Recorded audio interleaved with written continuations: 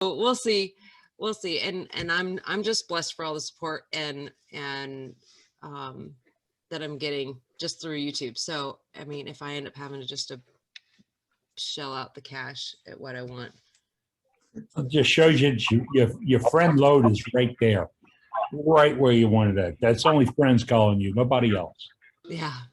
So we'll see. I appreciate everybody and your concern and your prayers, especially because, it's one of those really frustrating things. And I just want to be kind and honest to everybody about the whole process because, people have to deal with these companies. We're all turners that we don't want to get into this situation where we're buying something and then the customer service is, or they don't stand behind their products because we don't have the kind of money to pour out into stuff that's not reliable, I guess. So I guess that's just that thing, when you have a YouTube channel, you're expected to be,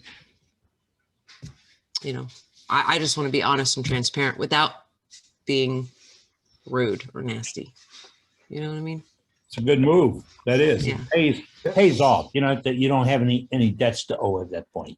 That's right. And that's another reason why I like this offer, possibly with Rycon, because then people can't say, oh, well, you're only saying the good things about it because you got it for free. No, I didn't. I paid for my own investment. I invested in this product, and that way it's I talked to the owner today and I told him, I'm going to give a fair, honest review of it if this situation works out. And I'm not going to, I don't want anybody purchasing something just because I use it. I want them to purchase it because, it works. It's going to work for them.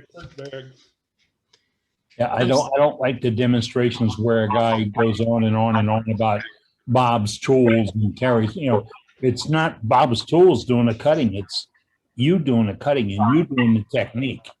Yeah. I can understand how you explain it. I'm using a 1/2-inch Ellsworth cut grind on a tool, and then you show a picture of somebody's Ellsworth cut grind tool, but you didn't say you could only do it with this cut tool. Yeah. I like the options because there's a lot of young turners out there. I'm saying young, new turners out there that can't do the brand names and or don't understand it. And I want to gear things down to the guy that's got the Harbor Freight tools. Let me bring it down to his level because then he won't get disappointed. Yeah, and I have a ton of. I started out with Harbor Freight tools. My first bowl gouge was a Hurricane bowl gouge. Matter of fact, I still use them. I have fantastic luck with them. They do stay sharp. I have a Carter and Sons. I think it's your technique. And I had a gentleman contact me saying, I don't like the fingernail grind. I can't get it down. He was a disabled veteran, and I called all the companies I could. He wanted someone to pre-sharpen the gouge for him. So he, because he was unable to, he could sharpen it, but he couldn't grind it to the Irish grind. And, so I called Carter's and Sons. They can't do it. I had a 2-hour conversation with Doug Thompson, which he's an amazing guy. And he said they don't do it. And the reason being obviously because of being able to resharpen it that shape is one of those things. You can make it or break it as soon as you go to sharpen it. So we had a long time conversation, and the reason why I gave up on the fingernail grind is because I just couldn't get it. I didn't spend the patience and time to figure it out, and the Irish grind was much more easier for me to learn. So, and a lot of people see me using the Irish grind, and therefore they're like, oh, since I can't get the fingernail grind, I could, use the Irish grind. And I think it's very important for all of us to learn each tool, each grind, give ourselves patience and grace to learn them, because they all have their own, especially the skew. I'm working on the skew because that is, that one scares me. But like you said, Eddie, it's about a love-hate what you do with the tools you have, kind of thing. It is. I was with a guy. He came to the shop one day, and I said, "You got to learn how to use the skew." And he says, "I use it every day. I prop my shop door open with it." He wasn't kidding, but after a couple of hours and explaining how the tool cuts, And he was crazy when I whipped out an old Boy Scout knife and said, "Watch this." And I made a slice with a Boy Scout knife and said, "Can you do that?" And he said, "Sure." And I said, "But do it with your skew." And we were off and running. I learned that from Ellie Avacera. He showed that to me at Aramont. And I'm a great fan of Aramont, John C. Campbell, and the other schools. And it's not always the name of the demonstrator to get you there. It's the technique of the demonstrator to get you there. That's what you got to look for. Got to look for the guy that knows technique. And you can't see art. Art's right here. So you might see something to say, "I want to make that." You can't. But if you make something like it, your own technique, you rang the bell. You got there. I've been working all week long on little design projects. I picked up some really nice red oak the other day on the side of the road. Cut down about a month or two. It had some great color to it. I lost my sister a couple of weeks ago, and my older sister, she's real old. I promised her when she was ill that I'd make her an urn. And now I have this log, and I'm going to make an urn out of this log, but it's going to look like the log. And I want to put a screw lid on it with a little cross. And I was wondering about using the screw parts, the interlocking. And then Ron Brown, y'all know Ron Brown. Ron Brown's best. Ron Brown sent me a set of wood rings. They're all wood, coarse thread that you can use on a project like that. Coarse thread, wood rings. Because I'm always getting a call, where can I get these rings to put this together? Where can I get rings to put that together? I got to figure out what to use them on. I got about a 2.5 inch size. So, Hey, Eddie, yay. I see that the chat is disabled. Is that true? No, Mine is too. I see it back online right now. It's Is it off disabled. online? Doug says it's up, but mine's showing disabled. Mine's disabled also. Yeah, only co-host can chat. What's that? Only the co-host can chat. I see Cat's got something on it right now. Only the It only code. shows Yes. test. Yeah, but it's the co-host that's chatting. Us general plebs can't chat. Mine I'm- says disabled also. I got a hey from Kim. Hi, Kim. Chess from Johnny Hughes. Doug Miller, put it back up. Are all the hosts are the ones that has chat and nobody else has it? I don't have any chat yet either. It won't let me go into where I can send a message. I can see messages, but I can't send them. Correct. I'm the That's same where as I'm at. as well. All right, I'm the working same on it, but way. I didn't kick the program off, so I gotta find out if there's a control button for that. Normal people are Eddie? allowed to chat. Yes, sir. Trey is at home. I think he's with his grandkids and he's getting them settled, and sometimes during the night, he's gonna be back on with us. Okay, I just found it. Just found it. There it is. Thank There it you. is, Eddie. You got it. It's locked out in security. Mine's Yeah. working now. I've got it Security's also. on. Hey, John. That happens when you pay your dues, right? Yeah. That's right. Did you pay yours? I mean, Yeah. Good job, Eddie. You got it going for everybody. All right. I'm gonna take a little silver star on my. Hey, Eddie, Hey, yes, sir. if you highlight Donald from Australia, Donald cut his grass this week. Look at it. Wait, I can't see Donald. Where's Hey, he? Donald. Look at I'm Donald's here. grass. Donald's-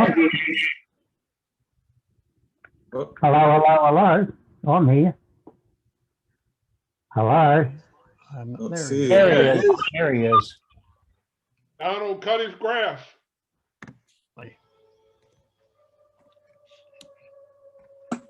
There he is. All right. I didn't actually cut it. Mother Nature did that. A lot of grass. That's a beautiful shot there. Really.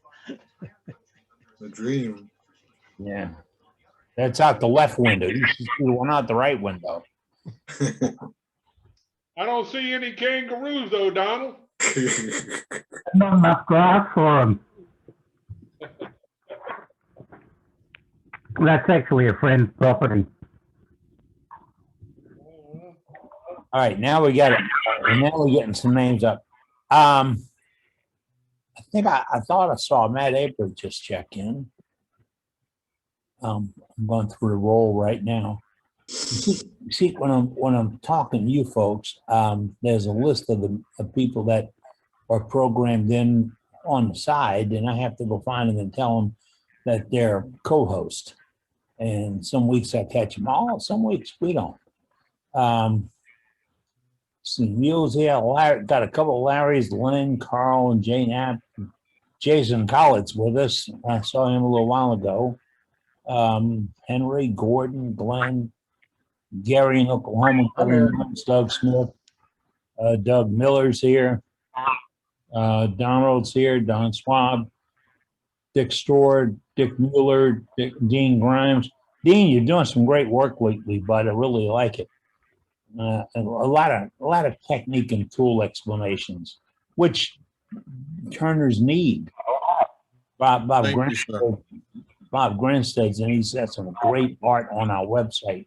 Hey, if you're not into our website, you got to get there, because the photographs and techniques and things that are being shared, not only by the active members we see here now, but active wood turners who can be active members at any moment. I had a guy today call me. He says, I want to join. Who do I pay? Boy, you have no idea how hard that was. I said, you don't pay anybody. You just come in and be a part of the program. And he was a really, really nice man. He'll be with us. Ronnie, Yeah. Scott had a question about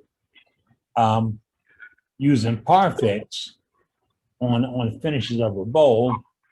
And he, I think that the thing was that will he get a better finish if he goes with a sealer and seals it, gets a grain to rise, buffs that off, and then puts the Parfix on top of it? I personally don't do that. I sand it to 800 and I put the Parfix on it. There is no grain raise. When you put the Parfix on it, you're going to feel like you're going to feel the Parfix, the 3408. But when that cures, and it cures almost instantly after you put the Accelerate on it, when you buff it with the Vonex, that takes that completely smooth. It'll be as smooth as a piece of glass. And then you use the Canuba wax, and that's all I ever use. If you put a sealer on, I think that you might be stopping the Parfix from penetrating as deep as it would without it.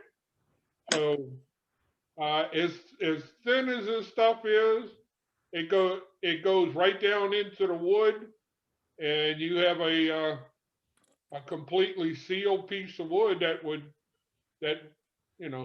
it's not going to change. Your finish is not going to go away. Good. All right. Okay. If anybody has any questions on it, feel free to call me, and I've talked to quite a few people and explained exactly how you do it, and if you have any questions, just holler. What do you mean call you? How do they call you? Well, I put my number in chat, and I'll give it to you again. I'll give it to you verbally. I'll put it in the chat. Putting it in the chat's a great way to share it. Folks, if you don't know it, save the chat before you leave tonight. And if you don't save it, Dave, our webmaster, our awesome webmaster, will put it on our website. This week I had a couple of calls about things on the website, and they want to add something to it. How do I add something to it? We have a feature right there. You just go to the website and add it. We don't lock you out. It's not like other clubs where you're going to be a member to do the gallery or talk about this or add something or add that.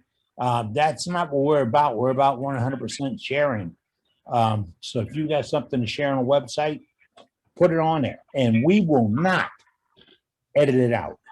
It just won't happen. It's sharing woodwork, and that's what it's about. Ronnie's bragging all over the place about his wig stands. I keep calling them hat racks. But it did those wig stands. I can't get that photograph up, but it really looks good. It's worth the trip to see his wig stands. He put them on. Ronnie, didn't you put them on our site? No, not yet. Oh, gee, but it's okay if you do, Ronnie. It really is. And I got to remind folks, we do this every week, that this is open to everybody, including all your wood turning friends. Tell your friends where we are and what we do. And it's every Wednesday evening, no matter what, we're here. I got all these co-hosts. All these folks are volunteers, and they volunteer to help us each and every week. I mean, David Rose does an awesome job on our website, puts that thing up, keeps up to date. David doesn't get a check. He doesn't get paid. He doesn't do commercials. He's just a wood turner like you that want to help other wood turners. Same thing with Trey Lynette. Trey is with his grandkids right now tonight. But Trey arranged for us to have a step up in our license to where we can go upwards to 300 turners. And like a man asked me yesterday, what the hell good is that? Well, here it is. You have 300 chances for education and opinions. And that's what I want. You know, Kim just said a while ago, she doesn't do well with the fingernail grind, but she does really well with the nail scarf type grind. She can get a big argument from a lot of turners about that. You know, and you all know, if we get 5 turners in a room and we ask them a question, we'll get 10 answers. You do know that. And they're all correct. Just ask them. They're all right.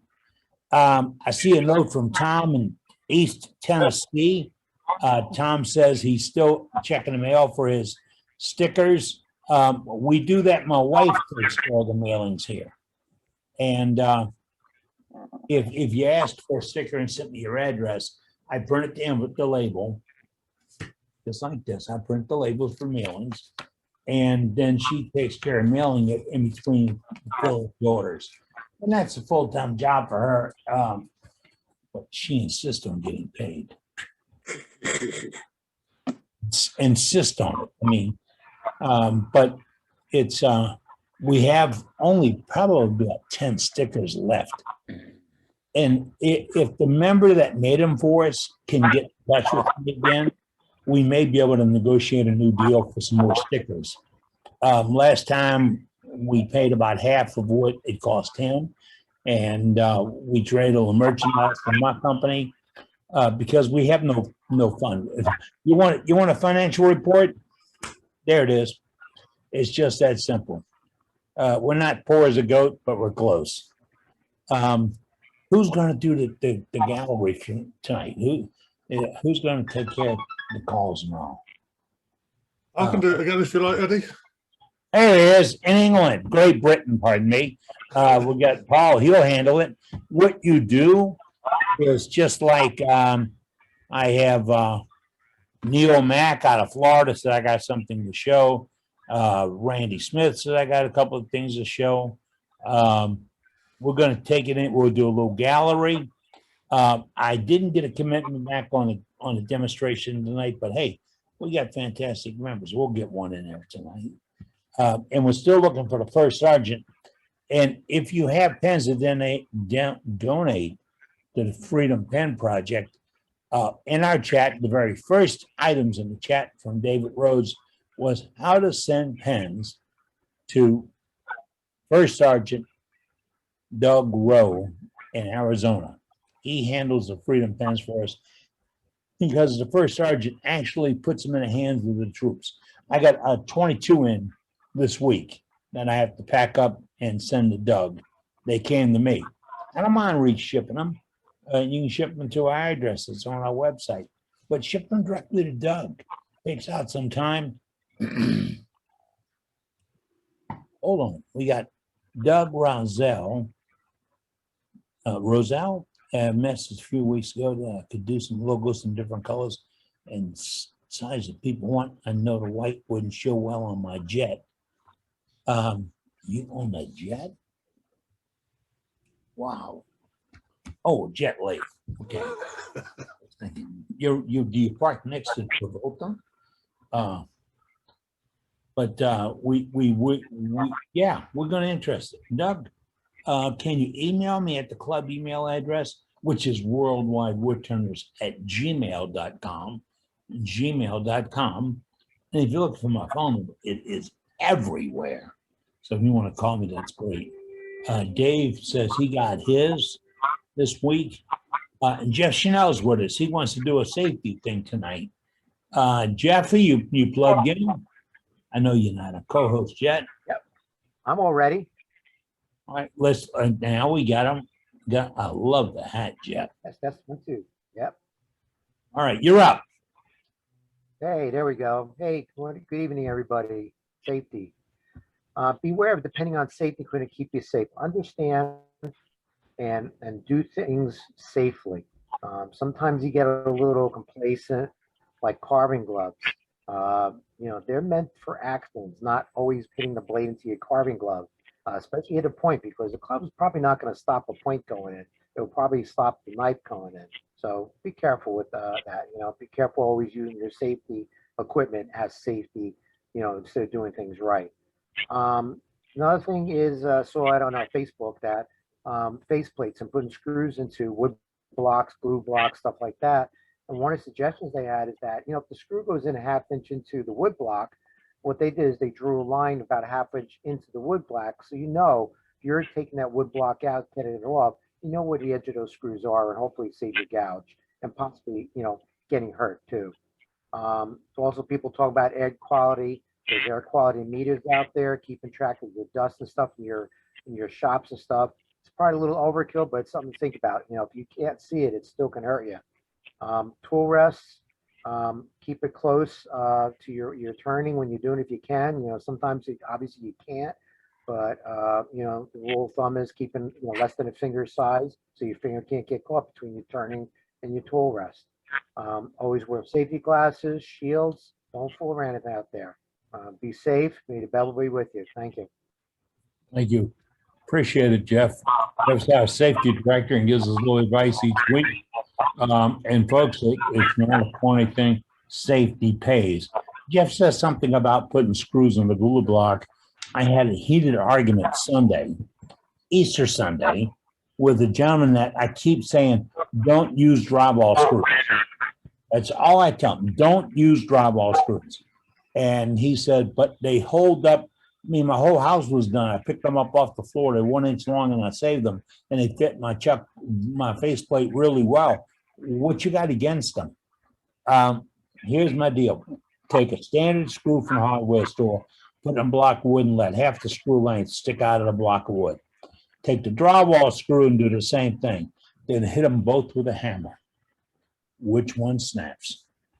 It's pretty damn simple. Pardon me. It's pretty simple to figure that out. That drywall screw is made for holding up that screw. It doesn't have any lateral pressure. It will hold up the drywall because it's not moving and it's not under the forces that you put things on with a gouge or a skew or just putting wood up against it or whatever. So be careful when you're selecting it. I found there was a mill supplier lumberyard. Our club used to meet up there a long time ago in Kinchetoe, and that's the name of the town. And he had these square head screws that were regular wood screws with a furrowed head, but they were square drive. They were awesome. And number one, you don't strip them out, and they're easy to go in and go out. And if you were, how do I do that? When you get the screw, buy the tips, and don't buy one tip. I guarantee you, you'll dry that and drop that screw gun, and guess what will pop? That tip. All right. Go ahead. Yeah, Eddie, that was a great point about the screws and stuff. The problem is that a lot of, people may get away with it most of the time, but it's going to be the time that they don't get away with it. They're going to say, ooh, I shouldn't use those screws. Thank you. That'd be the time when they say, boy, I wish I had my shield on. It can upset your entire day. I've had my bell rung one time and had my shield on, but it was a serious bell ringing. And it has convinced me that wearing the shield, and I wear my safety glasses on the shield because it's human nature. I'll pick it up to look at something and forget to put it back down. And as I learned a long time ago as a carpenter, if it hits you in the face, tell me why it won't hit you in the eye. I worked with a master old carpenter, Harry Langley, and he was a master.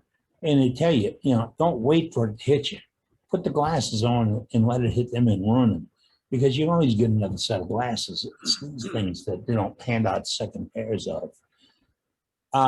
Do we have some gallery up right now, Paul? Paul Hannaby in the United Kingdom's handing out gallery. Yeah, tonight. there's a couple there. Oh, pop them up as you got them. Okay. Oh, I see a lot of people got stuff to show tonight. That's Okay, we've got Randall Smith up first. Randall. Yeah. One of the things I did something years ago was I made a set of pens for my niece. She was expecting, and it was twins, fraternal twins, one boy, one girl. Wow. So I made her 2 pens, and these are the pens Okay, leave it open. that I made. Now, Those both are of nice. these, It's from Harrisburg, Pennsylvania. I've been to there. There's both of these Ohio. are from Georgia. the same blank. The only difference between them is, in one case, I painted the inside of the blank before I put the tube in. In one case, pink, in the other case, baby blue color. And in a lot of cases where acrylics are translucent, the tube will show, the brass tube will show up. But what I did was I used that to my advantage. And so you can change the color, the appearance of a blank, just by changing what color you used on the inside of the blank. That is such a cool idea. That really is. As an aside, my 2 nieces are now, my niece and nephew are now entering 1st grade. So it was a while ago. Let me ask, what kind of glue do you use when you paint the tubes? I use just a rattle can of spray paint. But what kind of glue? I have a whole utility box. I have a whole big utility storage box full of spray cans. How about the glue? CA. Okay, thank you. Let the spray cure dry overnight, and then glue the tubes in the next morning. Oh, I think you guys are going to have some fun with that. I'm waiting to see. But every time somebody comes up with something like that, you've stirred the pot, and they come up with things. I mean, the hat stand, the wig stands on one of them. I mean, they're all over the place. So that's the way to do it. That's the way we want to do it. Okay, who else? Yeah, Paul. We've got Neil Mack up next. Neil, you're on deck, sir. Hello, how is everyone? I'm doing great. How are you? I'm doing fine, thanks. I watched that demonstration by Cabe on turning eggs, and I made probably about a dozen to give away to children. And here's, I'm gonna switch the camera. Here's one I made out of cherry. Nice. Ooh. And then I made a plate to show off the egg. That's a nice touch. And I've seen a lot of turning on YouTube, but I haven't seen any eggplants. So I decided to turn my own eggplants. Uh-oh. You And lit a candle, you lit a fire, bud. so I know that my membership in the 2x4 club is coming up. So I decided to turn some crosses that I saw Dean demonstrate. Really? Cool. And I also turned an egg that turns into a top. What? What is it? Then? It's an Outstanding. egg. You can tell it's boiled because it's spinning. That's cool. And then I made a stand for it to display. That is handy. So that's my busy. show for this week. My grandkids will say, "Where'd that red thing come out of?" That's some nice work. Eddie, he needs the certificate now. Yeah. I'm trying to get it up there, Ronnie. I've got a problem with the with names tonight. It's He might deserve a double certificate for that. yeah. All right. What does that turn his name? I'm trying to find it. Nat. Neil Mack. Neil Mack. M-A-C-K. Neil N-E-I-L? Yes. All right. You see, I'm looking through the list here. I thought I had it up here. But hey, we do things the right way sometimes. All right, bear with me.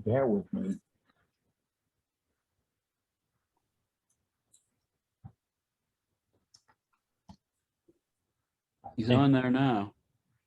Is it up there now? Yes. I don't Thank see you, sir. There it is. I see it. I knew I had it. I just had to find it again. There it is. All right. Okay. 2x4 Club. You're talking to the master of the 2x4 Club in this program tonight, because today he found a brand new source for 2x4. Excellent. That was Ronnie. Ronnie found an excellent source for 2x4 this week. I was going to say, with these wig stands, if you go to the store and you buy a 2x8, you're gonna spend around $15 for one, and however long it is, for every foot it is, you're gonna make one wig stand. So I went around and found some people that were building new houses, and all of their cutoffs from 2x4s to 2x6s, 8s, 10s, 12s. I went around picking them up and throwing them in the back of my truck. And I have a whole pile in the back, and I'm going to be going back the next few days and doing the same thing, because I'm planning on turning a lot of these wig stands. And speaking of these wig stands, when you turn them, you can kind of do them in a modular form. When you feel like turning spindles, you turn all your spindles. When you feel like turning the tops, you turn the tops. Feel like turning the bottoms, you turn the bottoms. At the same time, you sand them, you finish them, you put them on the side. And when you completely finish, then you just take them and glue the three pieces together, and out the door they go. Did you get those 2x4s in the daytime or at night? No, during the day. I'm not.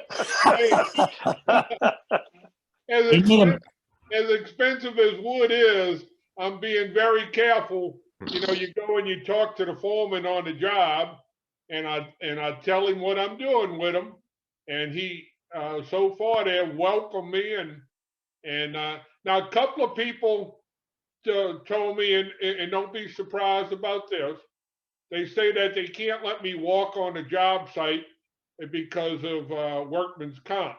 So what they doing is they taking them and they put them between the sidewalk and the street, and I'll pass by later and pick them up. So if you run across that, don't get your feelings hurt.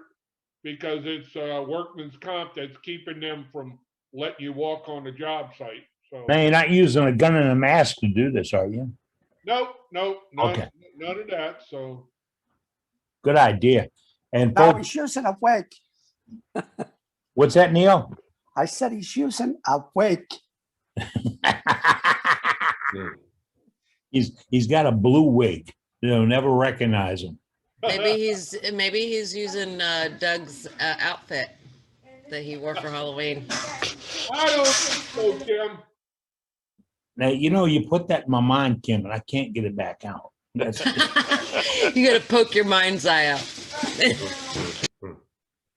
all right. Let's go back to Matt Harbor in the United Kingdom. He's handling our gallery tonight. That's got a member that's got something to show, like you can show something. We want to see it all. So, Matt, who you have next, sir? We got Scott Teague up next. Scott, you're up, sir. Go ahead. All right, I got a little. You gotta back it up. I made. Gotta back it up, Scott. No close-ups. There you go. I made a cross today, about That's an hour nice. before the meeting. This is a There piece we of go. box elder that blew down in a storm last night in my yard, so it's even a little damp. It's dead, but it's a little damp. Very nice. Turned out Instant great for the recycle. first one. Instant recycling. That's beautiful. Yep, it's about a 1/4 inch in diameter, so it got pretty Very thin. nice. You know, that'll hone your skills, Doug, Scott. It will hone your skills. And I actually did it with a skew. It's the first time I've used a skew on the whole project. All right, now you're poking at Kim. That's There you not. go, Miss Kim Tippin. He'll show you how to use the skew. I am See not an how you are. expert, believe me. All righty, who we have up now? Charlie Bundy up next. Charlie, you're on deck, sir. All right. I watched everybody making the little flower vase.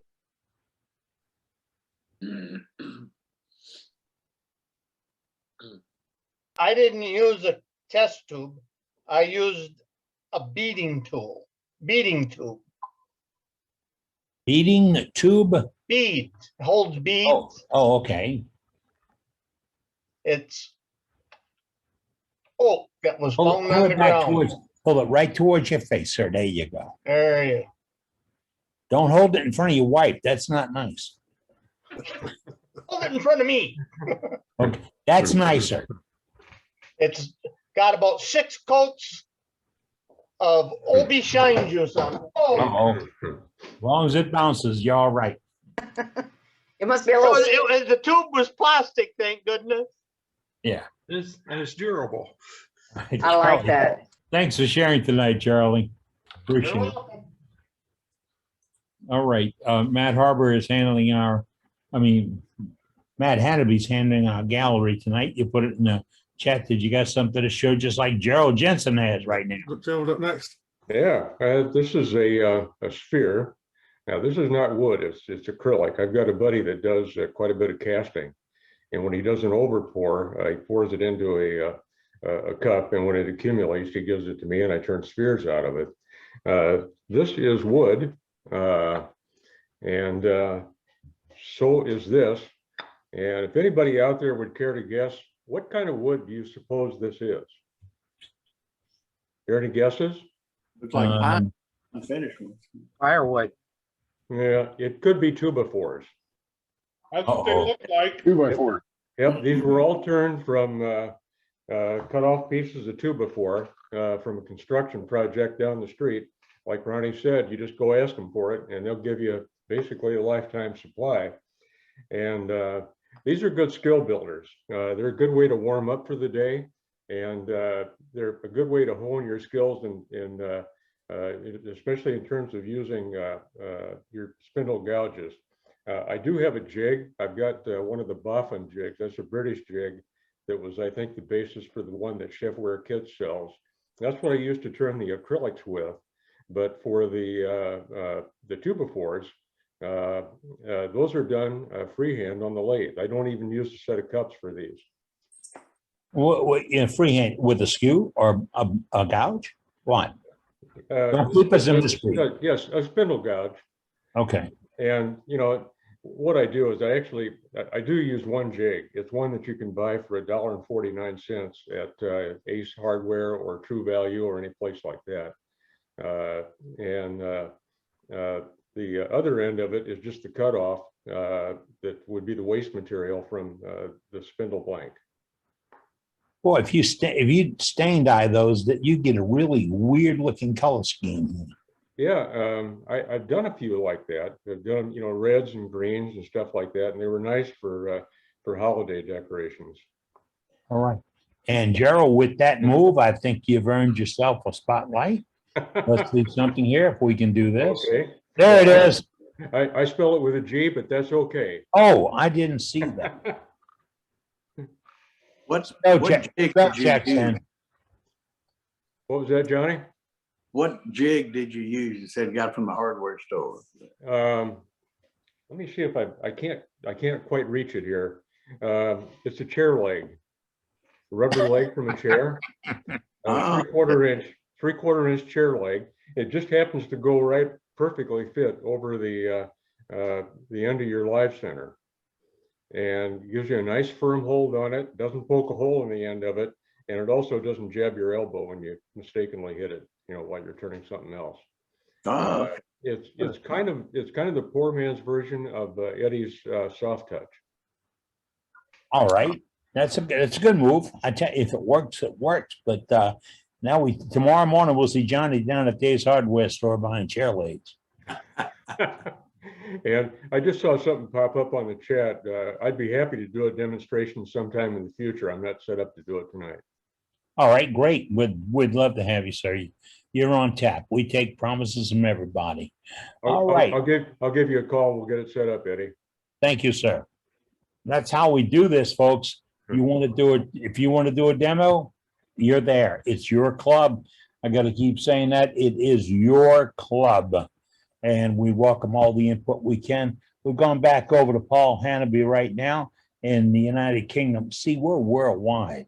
And Paul is going to put up in somebody else for gallery this evening. That looks like James. James. Evening, everybody.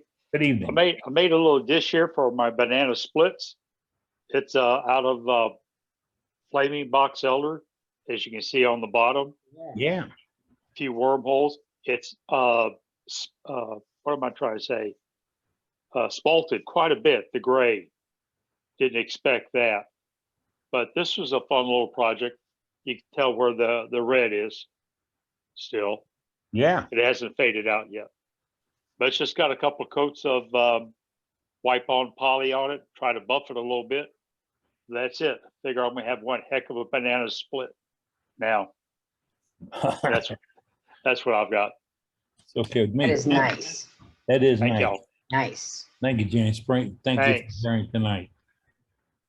Banana split. You know, my diet was doing good until I ate those 7 donuts yesterday. It's one of those things, you know, and the wife is mad at me because I ate one of hers. Who's up next, Matt? We got Doug Miller up next, but his camera's off at the moment. Doug You there, Miller. Doug? I'm here.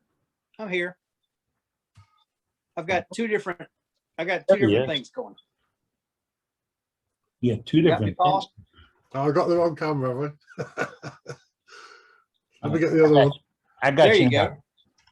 Okay, I'll try to do this There you real go. quick. Do that one. I told you a couple weeks ago when we did the water drop demonstration, I'd show you with some lacquer on it. There you go. That's plywood, sanded to about 120, and then we did the painting on it. And so now it's got about 6 coats of lacquer, and it looks pretty real, but that is as flat as it can be. Yeah, tip it up a little bit more. When the light catches it right there, you go, folks. You see it? The bumps are gone. It's magic, Doug. That's right. All you can see there is the grain that's left in that. That's just some cheap CDX plywood.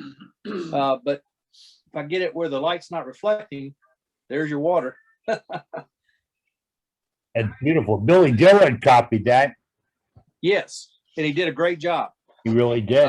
So anyway, I just wanted to show you with a little bit of lacquer on it. And then in our YouTube challenge for this month. It was trash to treasure, basically. And so I looked around and I grabbed just a small half log that I've had sitting around. It was probably about an 8-inch log, probably not very big, split in half then. And I took it and it was still a little green.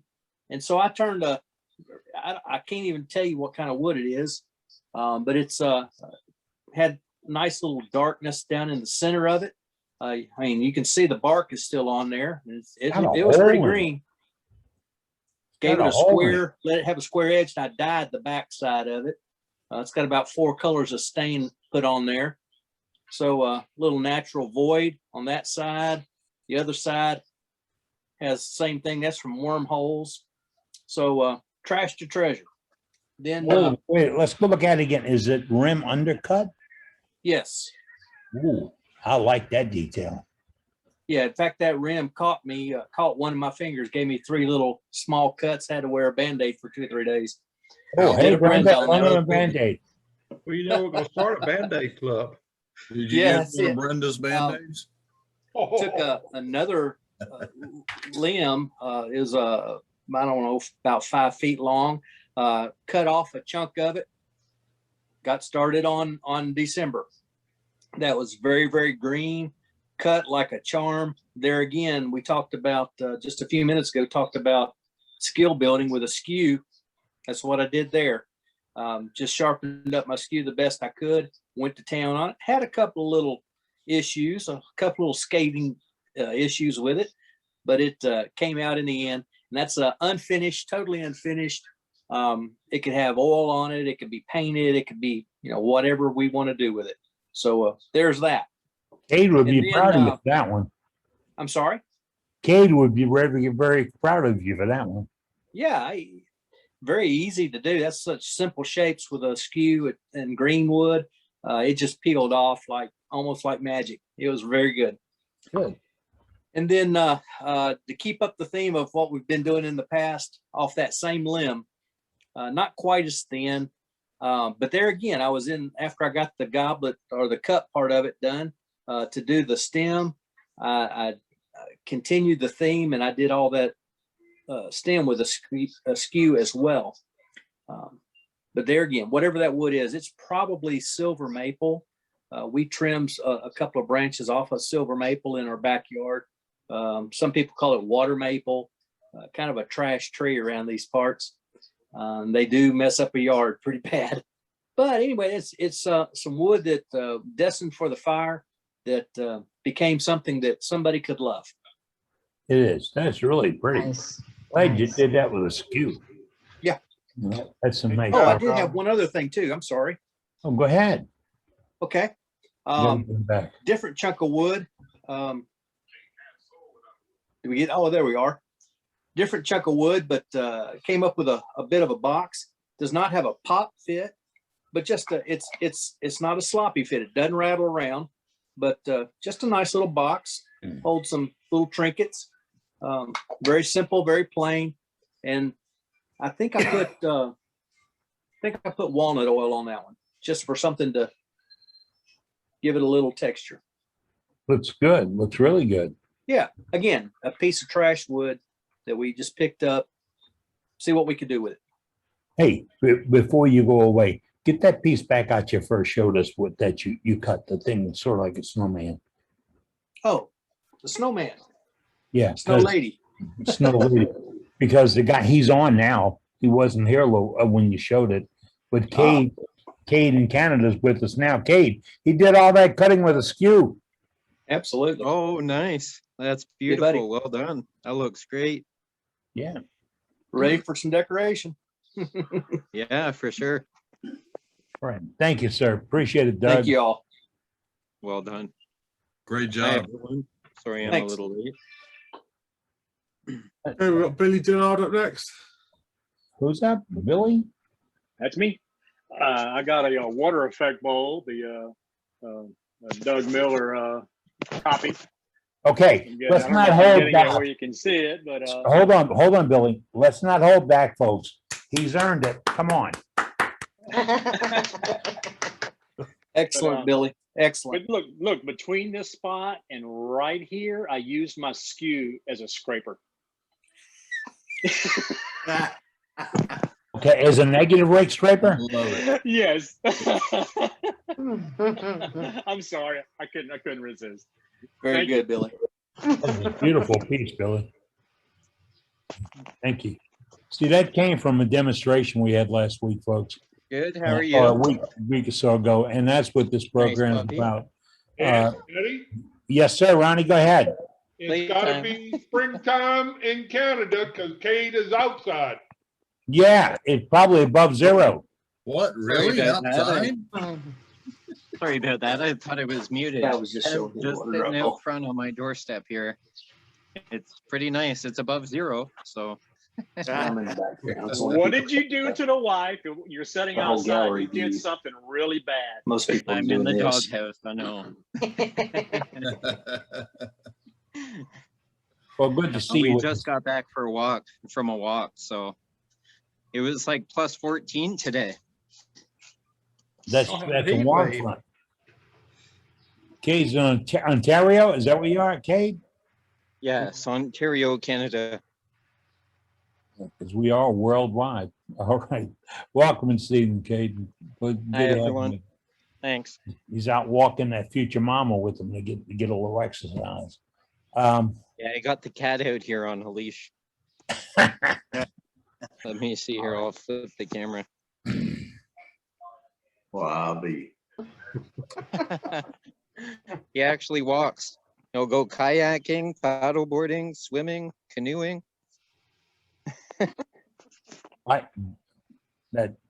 Hey, if you love them, they'll do what you want. Yeah, for sure. All right. Thank you, Kate. It's 7 o'clock in the evening here, folks. You're tuned in to Worldwide Woodturners. Our program is worldwidewoodturners.org. That's our website. The .org is important. That's what we really are. We also have an email address, worldwidewoodturners@gmail.com. And if you'd like to submit a photograph for our website, you can send it to our all three places. You can put it directly on our Facebook page. You can put it on our website by sending it to our link on our website .org. Okay, hold on. I gotta block you out there. Or you can email it to worldwidewoodturners@gmail.com. That's how you can get the art you have. Or if you like to share a technique, a demonstration, how to grind a tool, how to take a furniture leg and make it into a soft touch, that's all available right here. And all you have to do is submit it. We are not sponsored. We don't have any political or financial or business connections in the entire marketplace. We have you. That's what we look for. We're looking for you to be involved. We have over 100 people involved tonight. That means we get 100 opinions. And I'm scared that Decimide's going to ask what's the best finish. We only have a couple hours. Do we have anything else up in the gallery tonight, sir? Yeah, there's more to come. We've got Van up next. Van. Good evening. I was hoping to get a little bit of thought or input on a piece of wood that I'm not sure what it is. I believe it's some sort of a burl. I live in Colorado now. My son was out hiking around some pine trees, and he saw this lying on the ground and picked it up and brought it home. It looks to me like it was connected by one small branch to a tree, and then there's some little offshoots from it, but it's just a big ball of wood. It weighs about 10 pounds, I guess. I don't know what's inside of it, whether it's going to be hard or soft or rotted. My question, I guess, what is it? Is that considered a burl? Has anyone seen anything like this? It was found next to a pine tree, broken off. So I assume it came from a pine tree.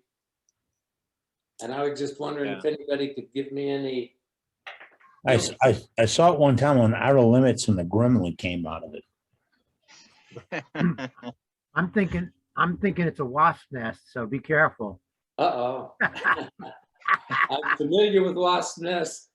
Thank goodness it's too Brent heavy for posted in that. the chat, there's a Yeah. pine gall, G-A-U-L. Pine gall, which is a Bacterial infection. That's crazy. Yeah. It looks like the eggs in that movie Cocoon. Oh, yeah. I guess I will eventually just peel the bark, put it on the lathe and see what happens, but No, I'd make absolutely sure I'm wearing my dust protection when I do that. yeah. Yeah, definitely. Okay, well, thanks.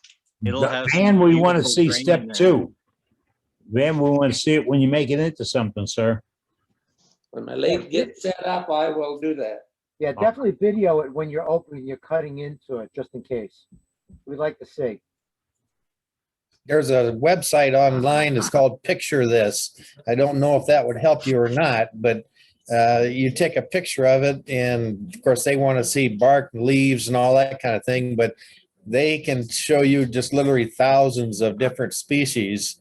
Whether that will be a good enough picture or what you have or not, I don't know, but it's amazing what they can provide. If you just go to that and say picture this .com or whatever it is, it's just a program out there. It's free. You can download and then send them that picture there and of that item and see if they can help you. Okay, that sounds like a fun thing to do. Thank you. All right, sharing the information here.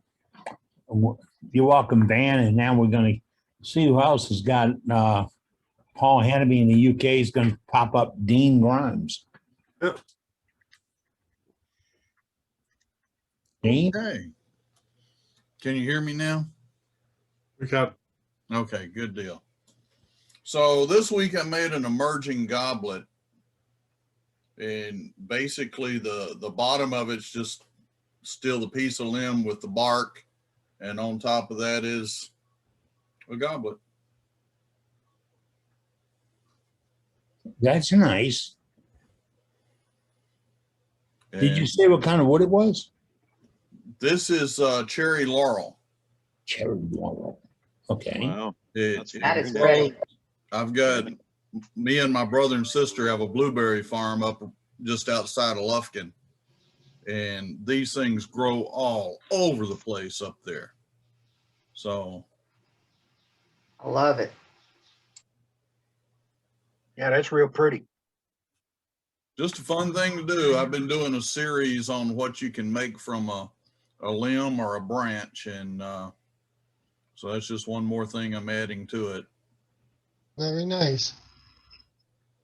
Thanks, guys. He's got some beautiful work on. He does a YouTube channel each week. He's got some beautiful work on there. A lot of tips, hints, and tools. What I like. Who we got up next, Paul? We got Jason Collett next. Jason, that's you. Hey, how's it going? We were talking eggs earlier, and I ended up turning a Easter egg bottle topper. So I think it's Paducah. So, and then messing around, then messing with some little tea light holders. This was a piece of dunnage, and starting to figure out the Parfex glue and the buffing, and I really like it. Yeah, that it's a beautiful product to work. Nice job. Yeah. Thank you. And I like that egg bottle stopper. That comes out really cool. All right. And I noticed I got a little email this week from my friend Ruth Niles. She sends out updates on her business, and she's got a counterpart named Rebecca DeGroot. I don't know what she does, but she did some little bunnies, some turning projects out of little bunnies. And if you go to Ruth's website, you'll probably see that. And they do a how-to to explain how the program goes and how you get into it. It's really nice that they can team up like that. Who else we have, Paul? We got Brent Sabotka up next. Brent, Hey guys, how y'all doing tonight? good evening, sir. Good. How you doing? Well, So Axe Woodpay's been doing this little contest to turn a candle holder. So I turned a candle holder for Axe little thing here out of this piece of juniper or such. So Oh, that's nice. Boy, I try to figure it out. It hurts my eyes. it was Wow, that's cool. on the verge of being firewood, but I saved it. So, Remember Kim's rule, you can't use the term scrap wood. well, how about firewood? So, okay. That's it for tonight. That looks interesting. Very nice. It really does. This junk I find out in the field. So Then somebody will ask you, can you make a pair of them? I don't know about that. As long as they didn't have to be the same. I love it when I did the art shows and art sales and somebody say, I want 2 wood bowls and I want to be identical. And I said, talk to God. That's where you got to get that from.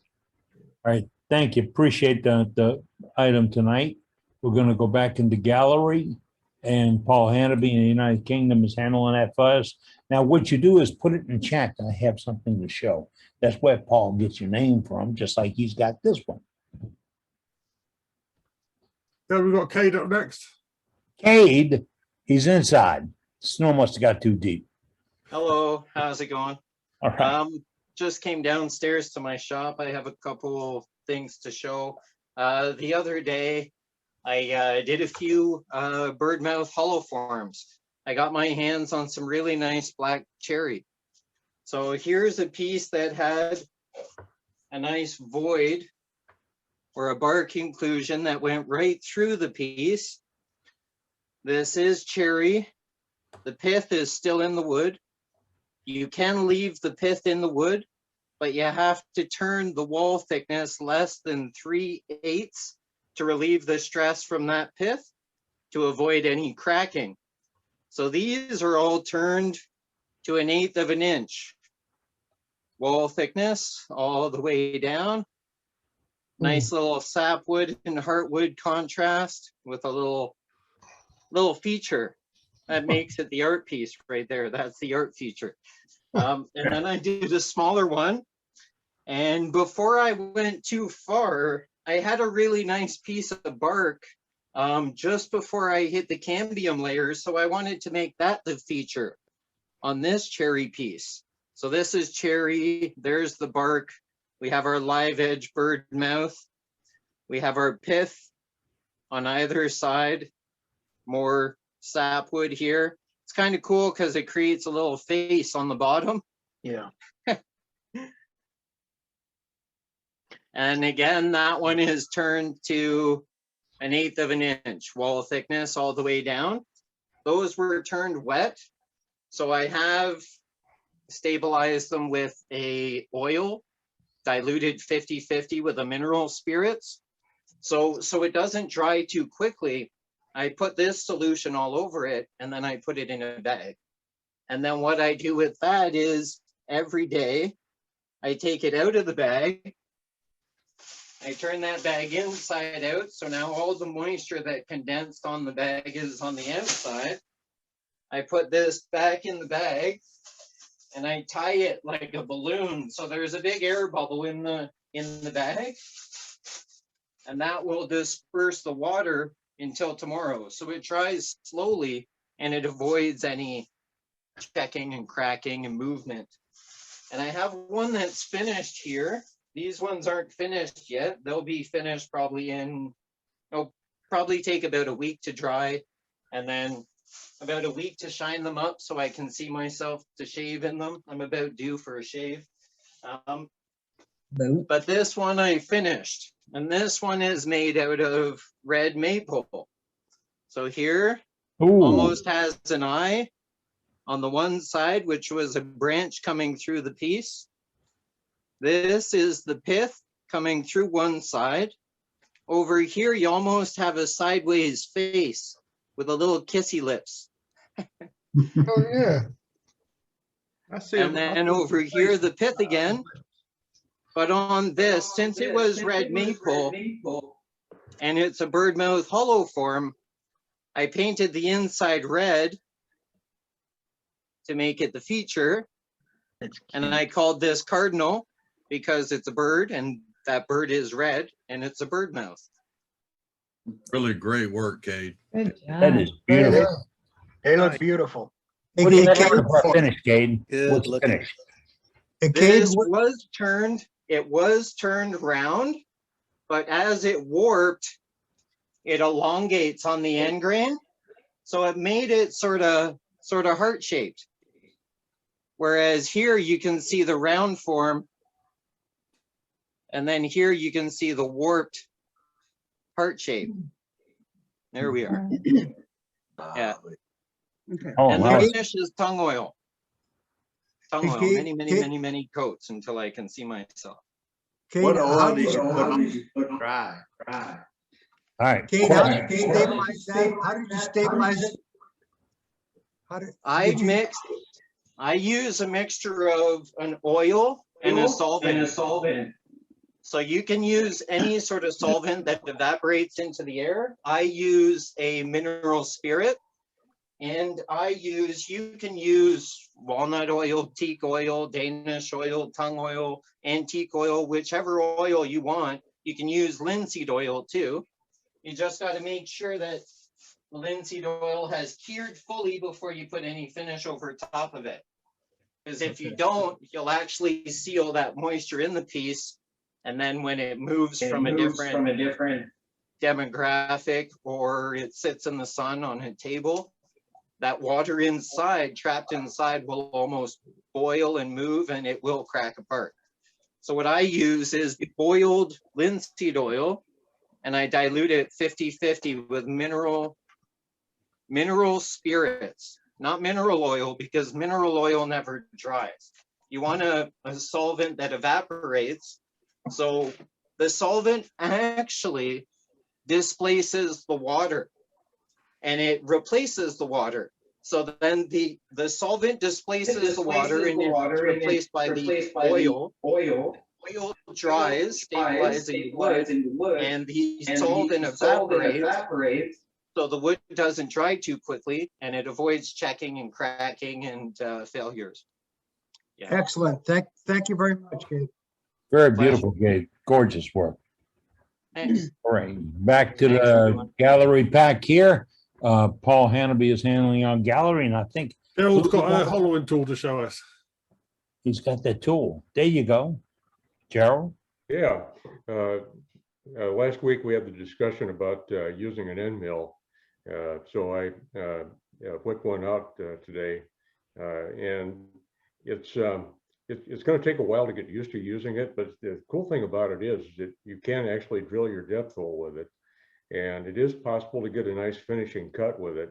But it can be a little bit grabby. So I think I need a little bit of time to work with it. But it's a heck of an idea, really. And I think that this will probably do a lot of good for me on some small boxes and bases and stuff like that I do.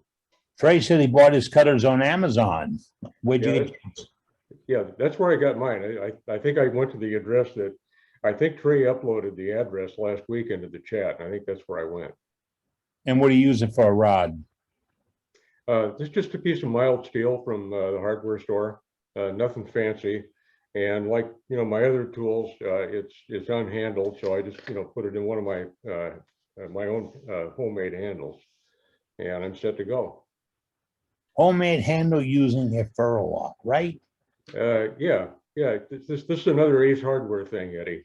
You go to the plumbing department, you can find some amazing stuff there. You can, and it's for interlocking tools. If you make your own, they're fantastic. Yeah. This works really well. I carry a wrench in my back pocket to tighten and loosen it. But other than that, it's just like any other replaceable tool handle. Thank you, Gerald. Boy, that's nifty. That's a neat idea. That really is. And folks, those are the ideas and tips and hints you get right here on Worldwide Woodturners. That idea was passed on a couple of weeks ago. And I think the next week we had about a dozen of them being shown. It's just like the wake stands. They showed one wake stand a couple of weeks ago. And then folks jumped on board that bandwagon and they're turning stands. Guess what? They're getting a lot of practice. They're using up extra material. See, I didn't say scrap. Using up extra material, and they're benefiting the community. Because you turn a stand, you contact a center that treats ladies and even men, and you offer to give them the weight stands. Give them to them. And that's it. We're well over 100 people again right now. We're going to go back to gallery, and Paul Hannaby handles that, and Paul's out of the UK. Paul, is Martin with us tonight? No, he isn't. He's in Hungary at the moment. Okay. All right. Who's up? Yeah, we've got Rick Barnes up next. Rick, you're on. I've been playing with some walnut limbs, making some little weed pots out of them. They're kind of interesting and fun to make. Good color blends. Oh, we lost you there, Rick. Something about the connection. She liked it, so she back weeds in it. So that's been my project this week. Really nice. Put that one back up again so we can get another view. Those are good cuts, good clean cuts on that. I did that with my brand new self-made. Oh, we lost you again, Rick. Hold on, we'll catch up with you in a second. Go ahead. You self-made what? I cut all of these with my brand new homemade cutter, my carbide cutter that I use my private. Rick, we got a problem with your signal. Pops in and out. I've got a bad internet connection tonight. I apologize for that. That's okay. It's kept me busy. I've had a good time doing it. And my daughter seems to think she can sell some of these in her shop. Okay, well, people never turn our work down, that's for sure. Thank you, Rick. Thank you. That gives you an excuse to keep doing more of them too. Yeah. Okay, we've got Brenda Thornton up next. Band-Aid Brenda's with us. No Band-Aids this week. See that, Ronnie? She can go a whole week without a Band-Aid. Great job. Never make the Band-Aid club that way. She's been doing pretty good. She's about a month and she hasn't had a Band-Aid on. Yeah. Wait a minute. I've been planting more flowers than I have been turning. Have do you have a lathe that works? Because you're looking for a lathe. Yes, I still have, they do still both work. Okay. All I'm right. looking for a bigger, heavier one. But after the cross demonstration, I went and made a new cross, another cross. That's nice. This one I was not too, Nice. I was kind of proud of this one. Love this because I had tried it a year ago from watching a YouTube video, and this is the one that I did then. And I don't like this one at all. Well, I kind of like it. You know, it's I have improved. Very much. Yes, very much. Oh. Brenda, send it to me. I'll put it in my collection. The one you don't like. Yeah, you'll be a part. You'll be with a good group of people. Okay. See that? We take care of our members. There you go. Thank you, Brenda. Yeah. I've seen a lot on the line about Brenda and the lace and all the recommendations. You folks are taking care of her, giving us suggestions, telling the good, the bad, the ugly about the ones you have and what you think she should have. And I've left it all alone, Brenda. I really have. Who's up next, Paul? Uh-oh. Do we have a technical interference here? I don't have Paul anymore. Yeah, Paul said he stepped away for a minute to get something. Yeah, I just went to grab this from the workshop. Oh, all right. You're back. What you got? This one here, I can't remember if I showed it last week or not. But I'll turn that from some green wood. This is Tree of Heaven. And I was given a 6x6, sort of quite long spindle. It was pretty green. So I turned a piece because on the outside of it, I could see where it was starting to dry there were ridges appearing. So I turned it, and I'm just trying to get the light. Yeah, when it's back Right towards on you, there. you see it. Yeah, look at it. Oh, there we go. We went to Trey. We're coming back to Paul. Okay. There he is. There you go. You see here these ridges appearing as it's drying. So I turned it green just to see what was going to happen with it. So, bit of an experiment, really. It's a good experiments worked. I like that. Yeah, I'm just trying to get the right position for these. There you go. You sort of see the ridges there. What kind of tree? Interesting feature there. Yeah, but if you look at it end on, you can see it's distorted a little around the edge as well. But it actually seems to be shrinking on from both sides at the same point.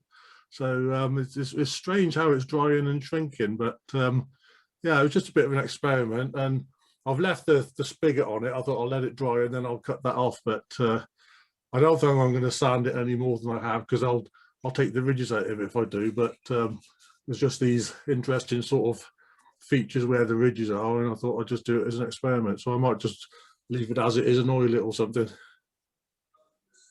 But I've got the rest of the spindle to do something with. I thought I'd just experiment with this piece and see what I can do with the rest of it. Very nice. Just thought I'd show you that one. Yeah, that's Tree of Heaven, or Ailanthus, I think is its other name. Not a wood I've ever turned before. It's a bit like ash, but slightly sort of finer than ash in the texture. But yeah, nice wood to turn. Very nice. Very nice. Thank you, Very Paul. nice. Paul is in the United Kingdom. He is handling our gallery input tonight. If you have something to show or demonstrate, we got one more at the bottom of the list. All right, who you have? We got Bray. There he is. Hey, Bray's Woodworking. He's with us. You're on, sir. Bray? Hear me? Yes, sir.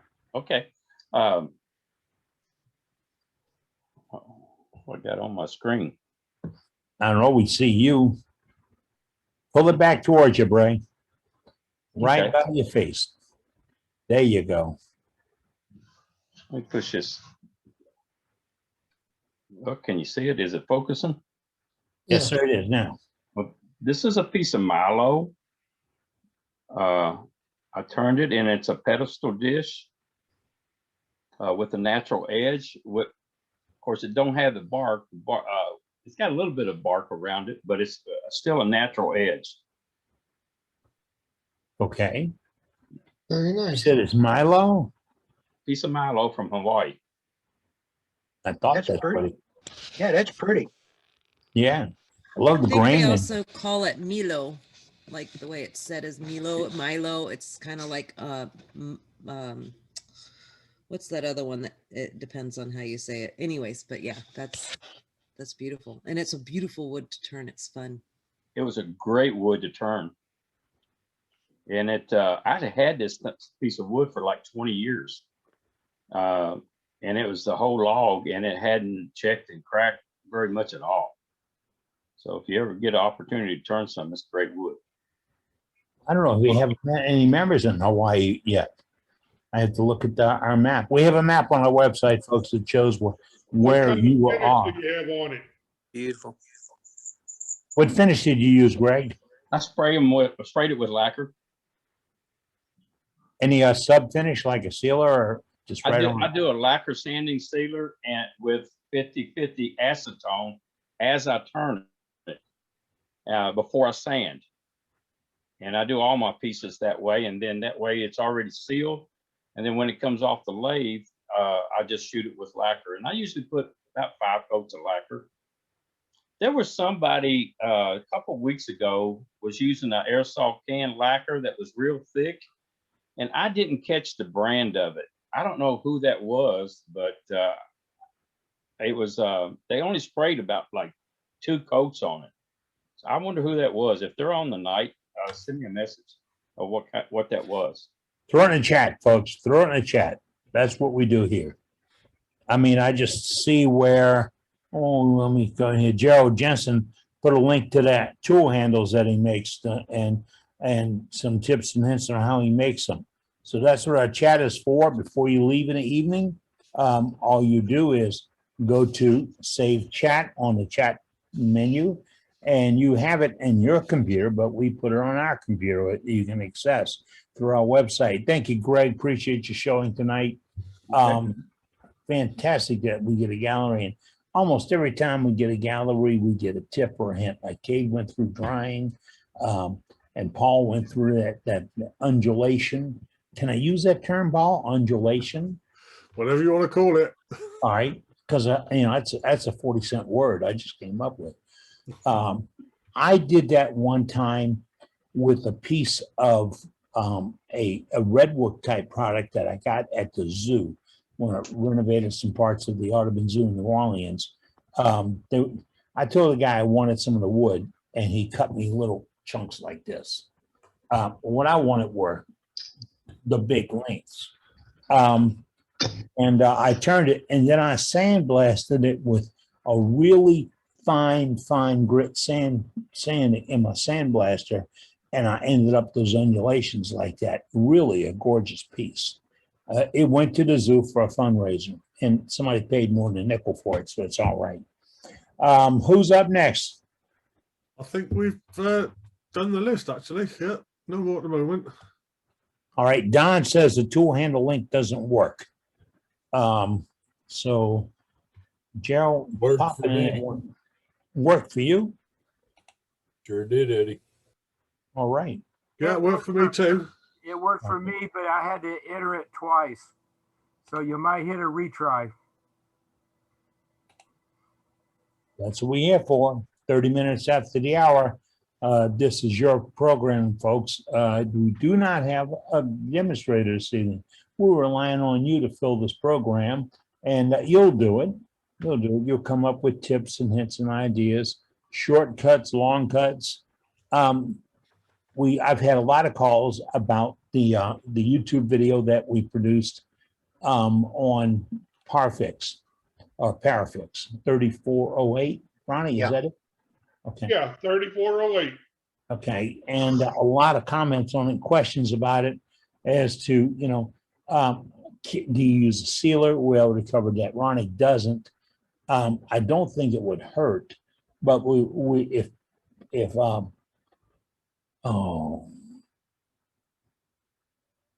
Mark Soleil. Mark Soleil, thank you. If Mark Soleil's with us tonight, he'll answer that question for us, because most of our knowledge on this comes right through Mark. It was where you get the product. And remember, we don't get commercials from him. We just are doing commercials for him. We're just trying to help you folks out. Mike Keogh says he got the link. So I'm peeking over at the chat every once in a while to make sure something or anything doesn't get missed. And remember, if you want to show a piece, this is a place to show it. If you got a tip or a trick, we want to hear it. We talked earlier about the Freedom Pen Project. Of course, you've heard about it. It's where you turn an ink pen and then you give it to our troops, the people to protect our freedom, our country, our way of life. And I'm a very strong endorser of that. I believe in it. I was there. I spent my better than 4 years there. 19 months and 4 days in Vietnam, and another year in Okinawa and Guam. Spent more time out of the country than in the country. Hey, but it was a learning experience, and I was doing it for the benefit of our nation. And the folks today are doing it for the benefit of our nation because they have volunteered for this job, and they do it quite well and smooth along ways. Would you want to give them something from home to thank them?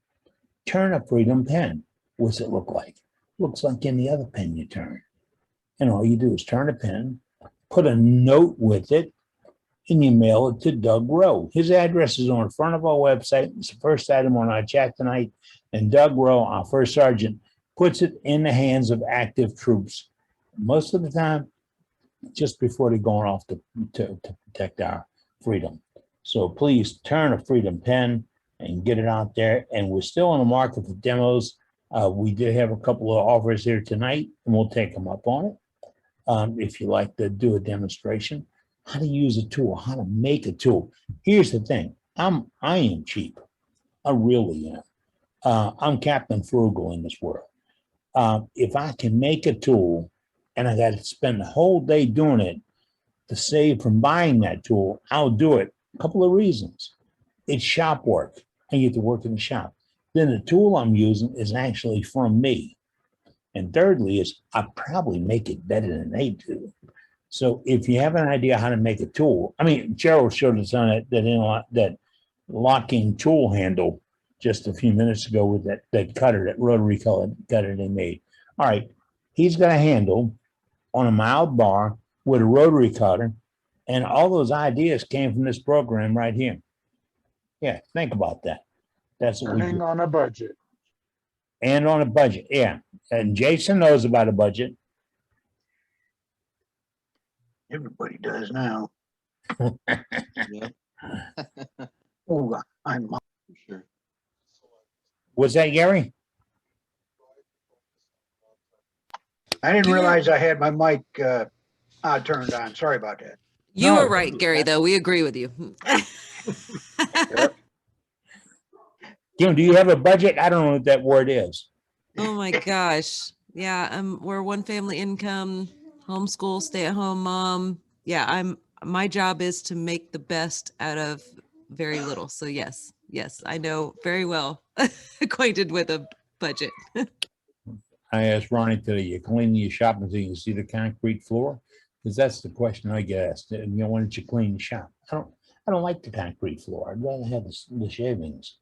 I had something else come The up. shavings keeps a little cushion under you. That's it. You know, we just Plus saw it back. makes it look like you're busy. Yeah. That too. And if you generate enough, you can put them in the garden.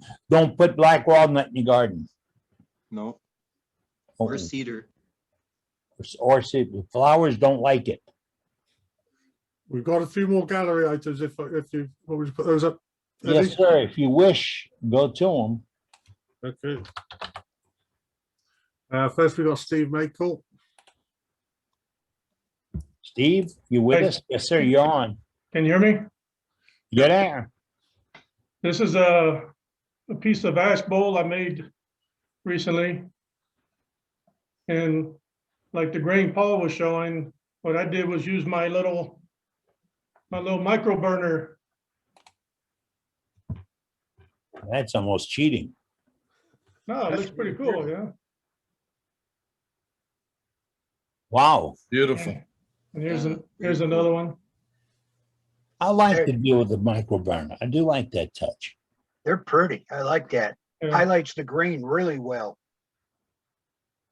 It looks tiger stripey. That's really cool. Kind of like zebra. Yeah. And that little burner is easier, better to grow than a regular propane bottle, which gets a little bit hot. Right. The bottom of that one bowl in your left hand, when you held it, it almost looked like an owl right there. Yeah. Mm-hmm. It's the crazy eyes I get sometimes. Sometimes you folks scare me when you see these animals in these bowls. Must be But- something in the water. It might be, yes. It's therapy. What do you see in the wood? Thank you. Appreciate it, Steve. Steve's left, out of right, Colorado Springs. Is that Patrick that's up? Yep, Patrick is up next. Okay, well, we're looking. We're watching. I had to unmute. Okay. I turned a little small walnut bowl. It's about 18 inches across and about 4 inches deep. And it was really dry. And the tie was terrible. I tried every tool that I owned and did a whole lot of sanding. That's beautiful. Yeah, very nice. Nice grain, nice shape. Thank you. That's it. Looks great. Okay, we got Dick Stohr up next. Hey, Dick, you're on, sir. I'm good. I'm good. I'm one that doesn't like pressure pot. I didn't want to get involved with that sort of thing. And all of a sudden, Berea came out with a UV cured resin.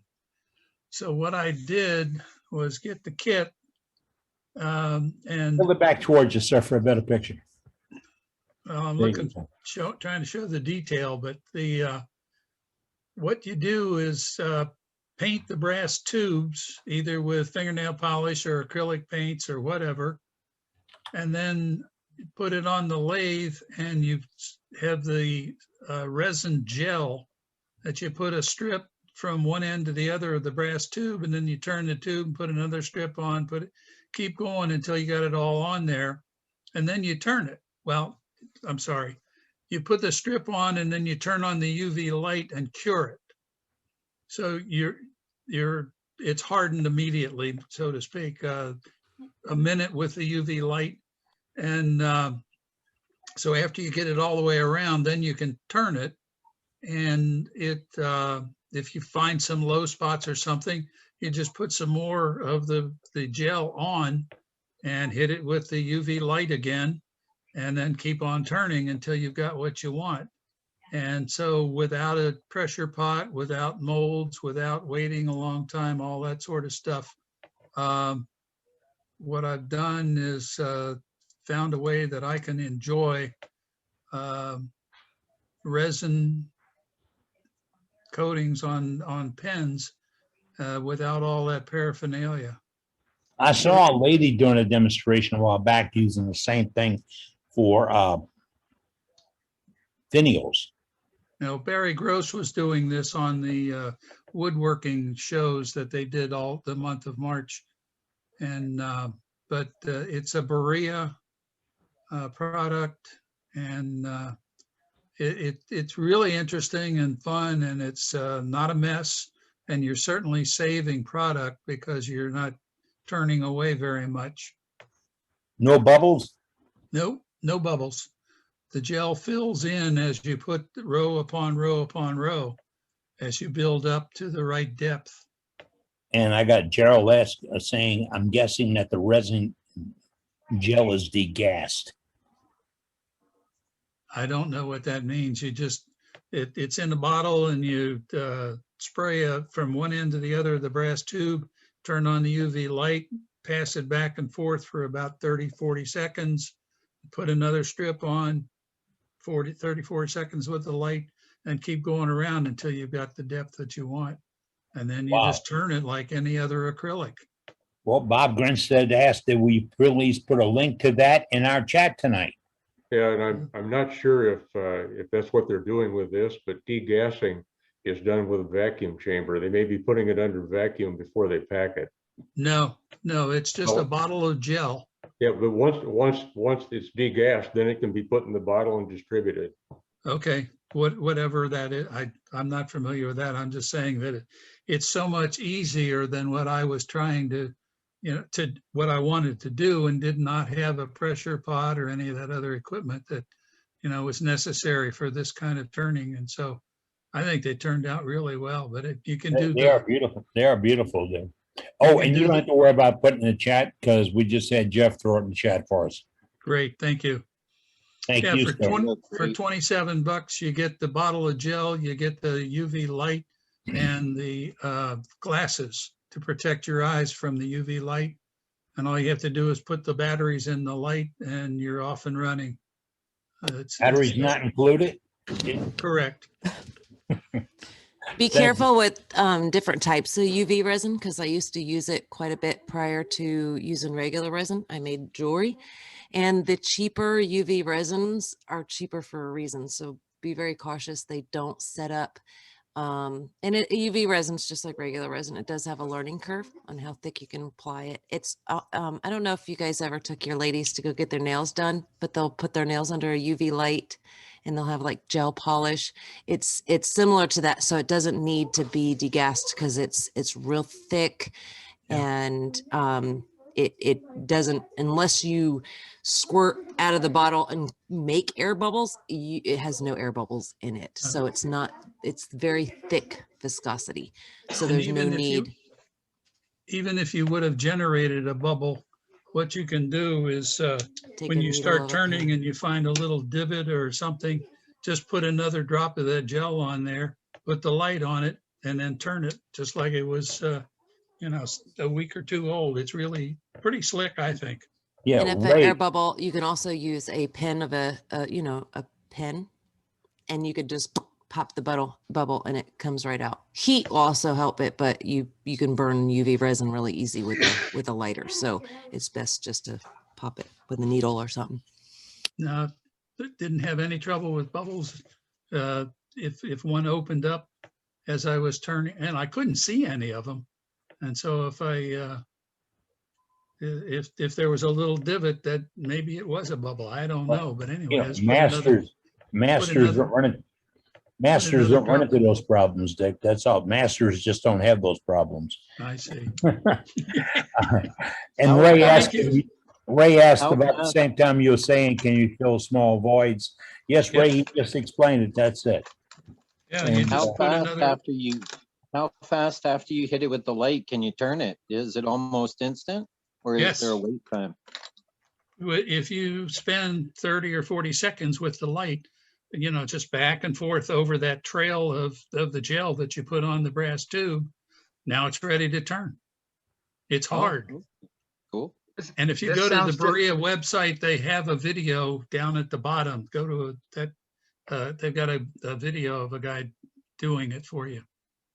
This James sounds wants to just know like what- the, I'm sorry, Eddie. Sounds just like the resin that my dentist used to rebuild my teeth. It's very similar. Hard as a rock within a couple of minutes. They Very light it up much with a UV light and away we go. I tell you, Very much Doug so. Rowe, you can tell Doug Rowe uses that on his nails because they look, man, fantastic all the time. He probably got that tip from Kim. Yeah. James wants to know what kind of kits you're using, The kit. the pen kits. Oh, those are either Sierra or Wall Street. From Barrera? The Wall Street comes from Woodcraft, and the Sierra, I forgot where I got those from. Maybe from Berea. I think Sierra is a Bria kit. I don't sorry? know the other one. I do believe the Sierra kit is a Bria kit, but I'm not sure the make of the other one. But thanks for all that info. Yeah, Look great. Trey's with us. Trey, did you do something on this type of epoxy for us? Did Trey? I saw him in here. There you go. A demo? Let me get back down there. So Dick, are you still in the top? And he popped out. We're having some difficulties with the network tonight. Ronnie got bumped out a couple of times. Dave Lita got bumped out. Eddie? Yes, sir. Before I got thrown out the show, I don't know if he showed it when I was gone. Say again, Ronnie.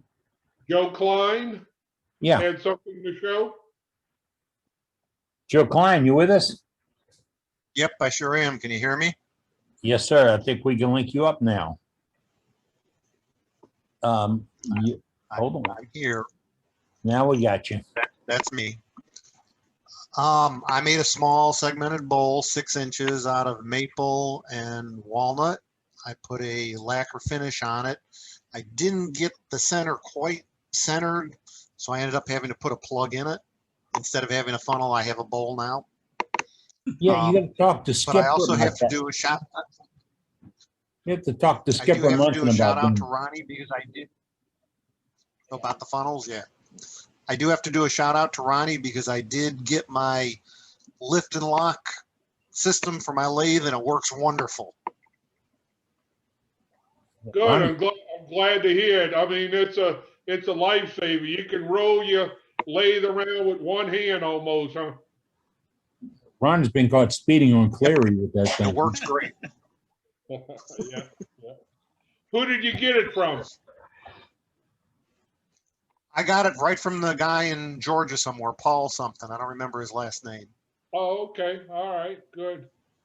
What Joe is talking about, I mentioned last week for anybody that has, you know, we all have lathes, and for cleaning up around your lathe, but some of us clean up around our lathe. Yeah. Go bragging. So Way overrated. if you want to clean under your lathe and behind your lathe, they make something called lift, lock, and roll, and it mounts under the feet of your lathe, and it sets down on the cushions like it normally does. And when you get ready to clean up, that's all you do is bear down on these levers, and it picks your lathe up on each side, and you can roll it around the shop, clean up, and roll it back and set it back down. Hey, Ronnie, can you put a contact in the chat for that? Yeah, okay, I will. But again, it's called lift, lock, and roll. And that's exactly what it does. It lifts Lift, it. lock, and roll? Yeah, it lifts it, it locks it in place, and you can roll it around. Okay. I don't want to know what's under my lathe. No, you know, here's the deal. Last year for Christmas, the wife gave me a broom and a comb. That's just cruel. One she says I need desperately, and the other I'll never use. So, but we have any other gallery up tonight? I don't have enough room in my shop. I think that's it at the moment. Say again, Paul. I think that's it at the moment.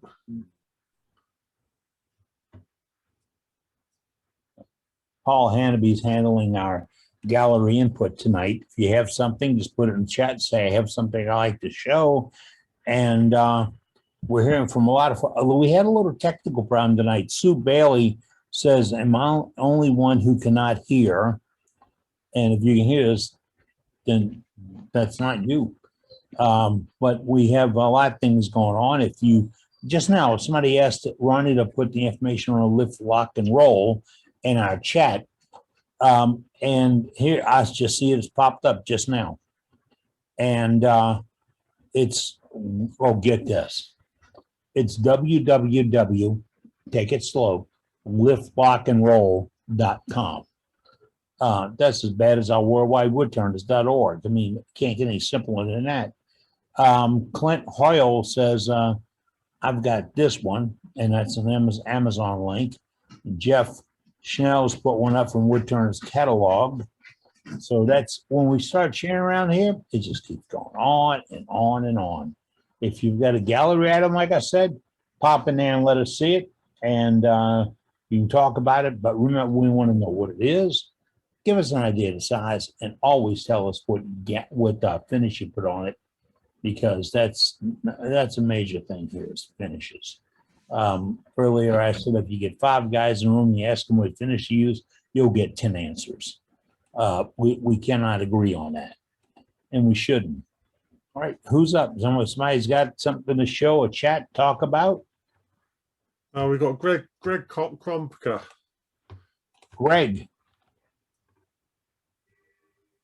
Greg, you're in. George, sorry.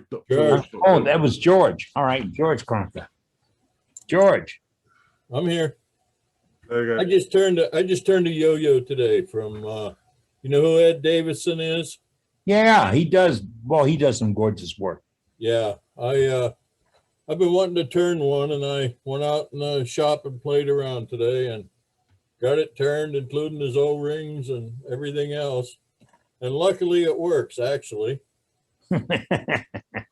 Well, they're a little tough to turn. If you don't get the 2 sides even, then they flop around. So a little bit of measuring, and it's made out of my favorite wood again, maple. And I'm not going to make fun of maple. I hurt somebody's feelings a couple weeks ago when I mentioned making fun of maple, so I won't make fun of maple anymore. Okay, that's it. Wait a minute. You made fun of maple?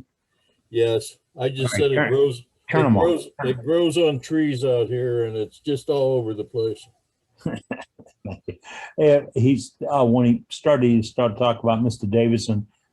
He does some awesome artwork with stoppers, bracelets,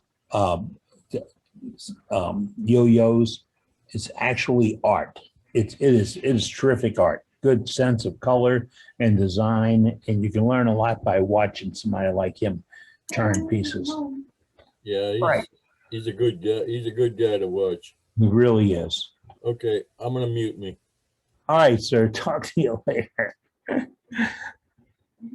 Okay. See, who's that up? That looks like Larry. Larry's got a ball mill cutter tool to show us.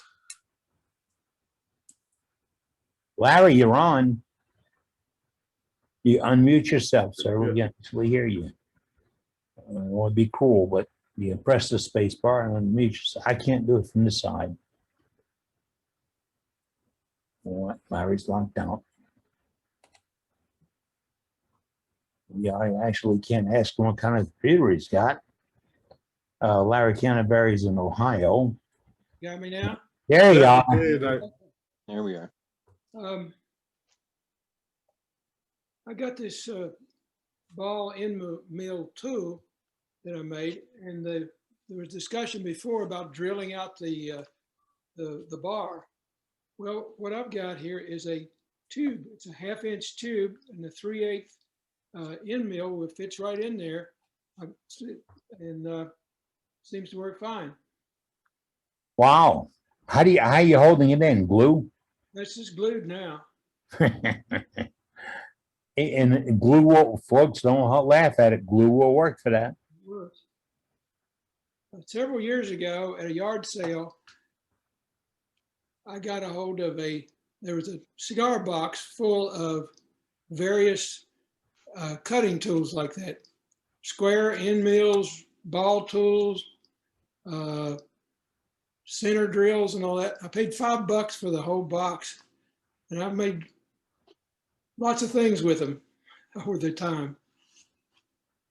One man's trash. You know the deal. Thank you, Larry. That's a beautiful piece. And that's a piece of tube. Tube or pipe? It's tube, right? Yeah, I got it at Home Depot. Here's another one. I haven't cut off yet. I made a handle for it. Oh, cool. That's great. That beats drilling it and trying to center it. That's for sure. Yeah. Good Center idea. it. Yes. Thank you, Larry. Appreciate you sharing that. Built another tool you can build, folks. That's about how easy it is. It's coming up on 8 o'clock, which is the top of the hour. And we still got time for you if you'd like to be in on the chat, if you'd like to show us a piece of work you do. I got this from Gordon Kinchetoe out of Alabama. I'm sorry, Gordon. He's one of Alamo wood turners. He says Craft Supply says the lift, lock, and roll is no longer available on their website. So then you have to go to www.liftlockandroll.com and check it out there. Thank you, Gordon. Appreciate it. Gordon, is there been an answer on SWAT for 2021? My source is no longer our source. So if you can, I'd like to know about it.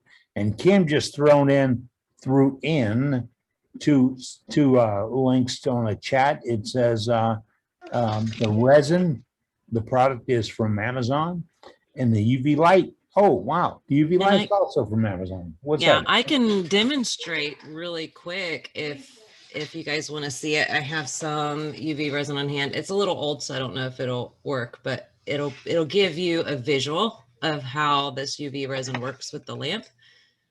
If you guys want to see it. I'll take that. Sure. Yeah, ready, set, go. Okay, so this is a hard type. There are a couple different types of UV resin. There's hard and there's soft. The hard type would be best for what we do with it. This particular brand is not the greatest from my experience. It is a little less expensive than the brand that I actually put in the chat, but the brand I put in the chat has never failed me. It's always been really good. And there could be other types that are better. I've just used this brand and the brand that I put in the chat. And I would say between the two, the one I put in the chat is the better one. That's the reason why I have a lot of this one left, because I don't use it as often. This is a UV light. They actually bought it in a nail kit for doing fingernail polish. That's why it's all dirty and stuff, because I Share, get up to you the share shop. that with Doug? Is this the one you share with Doug? Yeah, the one I shipped it to him, and he, hooked himself up. And this one's very powerful. The bottle says 2 to 4 minutes. There are different times for different resins. So don't go by this direction for the resin you purchase. It'll say right on the back how long to hold it under the light. Some of these lights are actually timed at 2 minutes at a time. So I just push the button twice and it stays on for 4 minutes. I just have a medallion here that I turned for some necklace because I used to do a lot of jewelry. I'm just gonna put some beads in there and then, put the light on it so you'll see. Be careful when you're doing this though. Don't put your face over it because it does, you can see that it heats up just like regular resin. The light actually activates the exothermic reaction that the resin has, sort of like the A and B of other resins. And it will put off a little bit of a smoke and somewhat of a smell. So make sure you don't hang your face over it. And it's probably best to wear gloves and all that, but just in case. I accidentally poured this all out on here, so I'm just going to, brief demonstration. I'm not trying to make this perfect, so don't judge me. It's really thick. I'm going to hold it up to the camera so you can see it on the piece. It's really thick. And it doesn't have air bubbles, and like the gentleman said earlier, unless you like squirt it out and get an air bubble. It's just really thick. What kind of stand time do we have? Oh, you can, as long as you don't put the UV light on it, it'll stay sticky. The UV light actually cures it, activates it and cures it. So you can use molds, like if you have small jewelry molds, which I have somewhere around here. Anyways, you can fill it with the molds, but your molds have to be translucent, or at least, somewhat to where the light can penetrate through it. Otherwise it won't cure. And if you color the resin, the darker you color it, the harder the light can get through to the resin, and it'll actually not cure properly, or it'll just take a longer curing time. So you can color it if you like. You don't have to use it as clear, but translucent colors are probably best. When you buy the kits, a lot of times they'll include, it's not an alcohol ink. I don't know what kind of ink it is, but if it's from China, it smells like fish. So just to warn you, the ink in the kit stink. At least that's with my experience when I've ordered them. And this comes off with denatured alcohol, regular alcohol, actually. So if you get some on your fingers or on something that you don't want it to stick on, just use regular alcohol and it wipes right off. Is it like other epoxies with repeated exposure, you can gain a allergic reaction? I'm probably sure. I've never had any allergic reactions. I'm not very sensitive to stuff, even cocobolo. A lot of people have allergic reactions to cocobolo, and I did wear a face mask, but I didn't wear gloves or anything, and I didn't have an issue. So a lot of the things that some people have sensitivities to, I don't. So like I said, wearing gloves would probably be best, and especially during curing, wear a face mask or just don't hover over it, because you will, it does put off like a fume. It doesn't kind of has a smell. It's like a sweet chemical smell, but it's not something that's going to permeate my room or my house. You smell it even more so whenever you're when you're curing.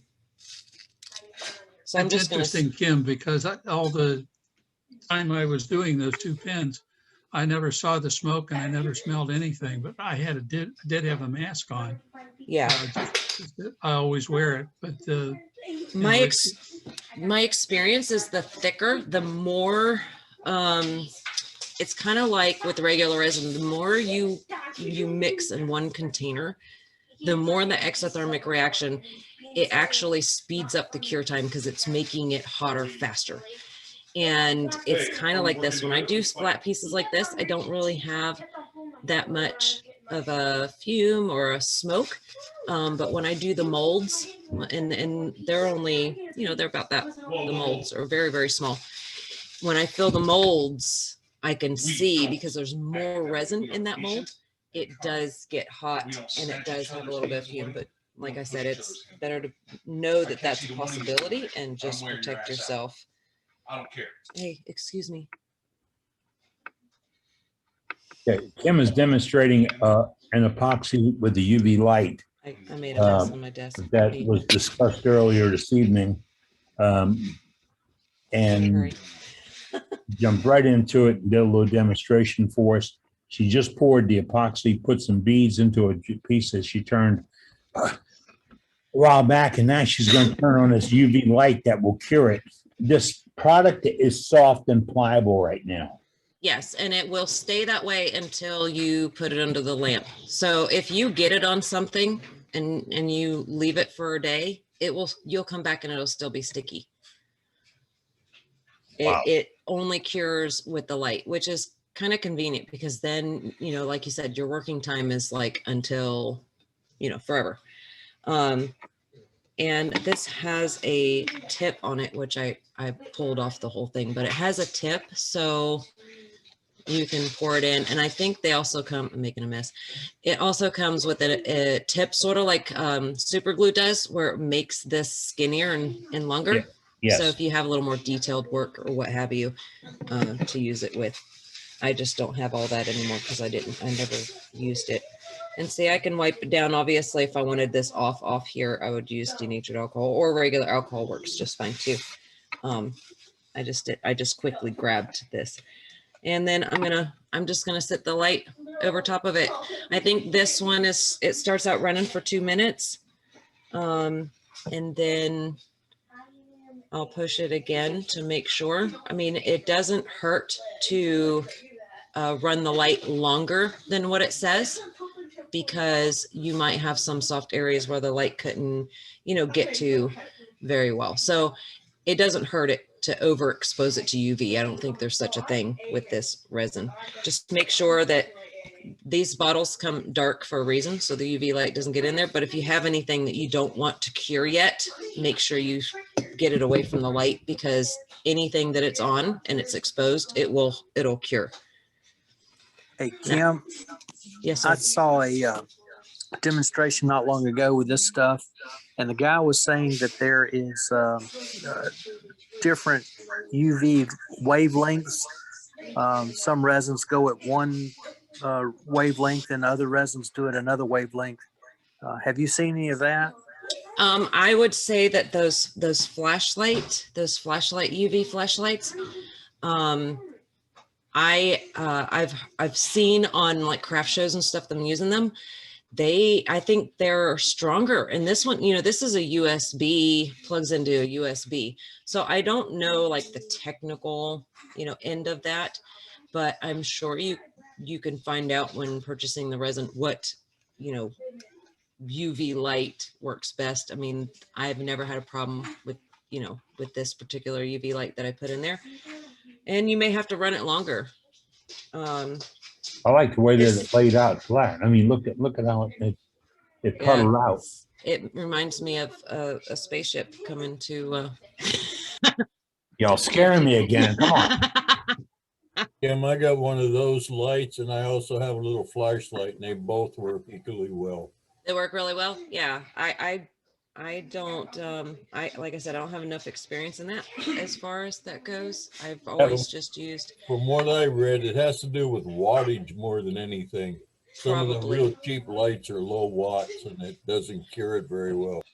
I know this is hard to see because I don't have very good light over here, and my camera's not that great. But it is hard as a rock. It's in there, and I also use it. I may have used it on this for a finish. So I take a brush and I brush it on really, really, really thin, and then put the UV light on there to cure it. This one may or may not be. This little piece in the center here is all UV resin. I put it in a mold. So for smaller pieces, it is a very expensive resin to use, but it it has really good uses when, you know, needing like those pens, you know, he doesn't want to do the whole, and that's perfect because you can do multiple things. You can put pictures on your tubes and then just coat them that way, you know, and so it has really good use, but it is quite expensive. In this resin, the reason why I say it's not very good because when even brand new, it still has a stick to it. So I could run alcohol over it to get rid of that like sticky tacky that's left behind. And sometimes it'll take it away and sometimes it won't, but that's just this resin does that. And I've had a lot of people say that this particular brand tends to kind of stay sticky. And that was, you know, so that's why I say that this one isn't the greatest one. The one I put in the chat would be better. It doesn't stay sticky at all. It hardens and it's done. So that's that. And when you say expensive, what do you mean? Well, for this size bottle, which is how many grams is this? It's a 200-gram bottle. I think it was the last time I checked. What was it, Billy? Close to $30. Yeah, close to $30. I think right now that particular link that I put up there has a coupon for percentage off. I can't remember. So this wouldn't be something that you would want to do, like obviously bigger molds, but like small holes in cracks in wood. Like say you don't want to have to, I've used it to fill bug holes so that way I could fill all the bug holes in one day instead of, you know, filling small pieces at a time. And, you know, so this works really well in filling bug holes, cracks, whatever else, and hardens it right away. So even if you're on a slope on your wood turning project, you can drip this on there, allow it to, you know, seep down into where you want it to go, and then put the light on it and it stops it in its tracks and hardens it right away. So that it's such a saver when it comes to difficult fillings when you're filling. So yeah, it has a lot of good Interesting uses. concept. Thank you, Kim. You're very welcome. I'll jump right in there and do a demonstration for us and share stuff with us. Earlier, I asked a question about SWAT. Eddie? Oh, there he is. It is Gordon. Yeah, I couldn't get in earlier. SWAT, thank goodness everything seems to be on schedule for August 27 to 29. The registration starts April the 15th in about a week or so. It's going to be some restrictions. There'll be roughly, the convention center will only allow 75% of capacity. So if you're going to go, you might get your reservations in a little early. Meals at this moment will not be the standard buffet meal. They might have a plated meal where you sit down and they bring you your plate, or you go through a line and they hand you a plate. All the demonstrators that were going to be there last year, I think, except for one, are scheduled again for this year. I think that's about it. Most of the vendors are pretty excited to be there, to come back this year, even though there'll be less people. Other than that, it looks pretty exciting for this year. Thank you, Gordon. If they open up the borders, Cade from Ontario is going to come down, but you know, right now we won't let them Canadians come in here. Well, maybe you can sneak across. Other people do. That is good news indeed. Not that Cade can't come, but Really? just watch Oh, wow. Thank you, Gordon. Appreciate the update. We get the update right here. That's SWAT.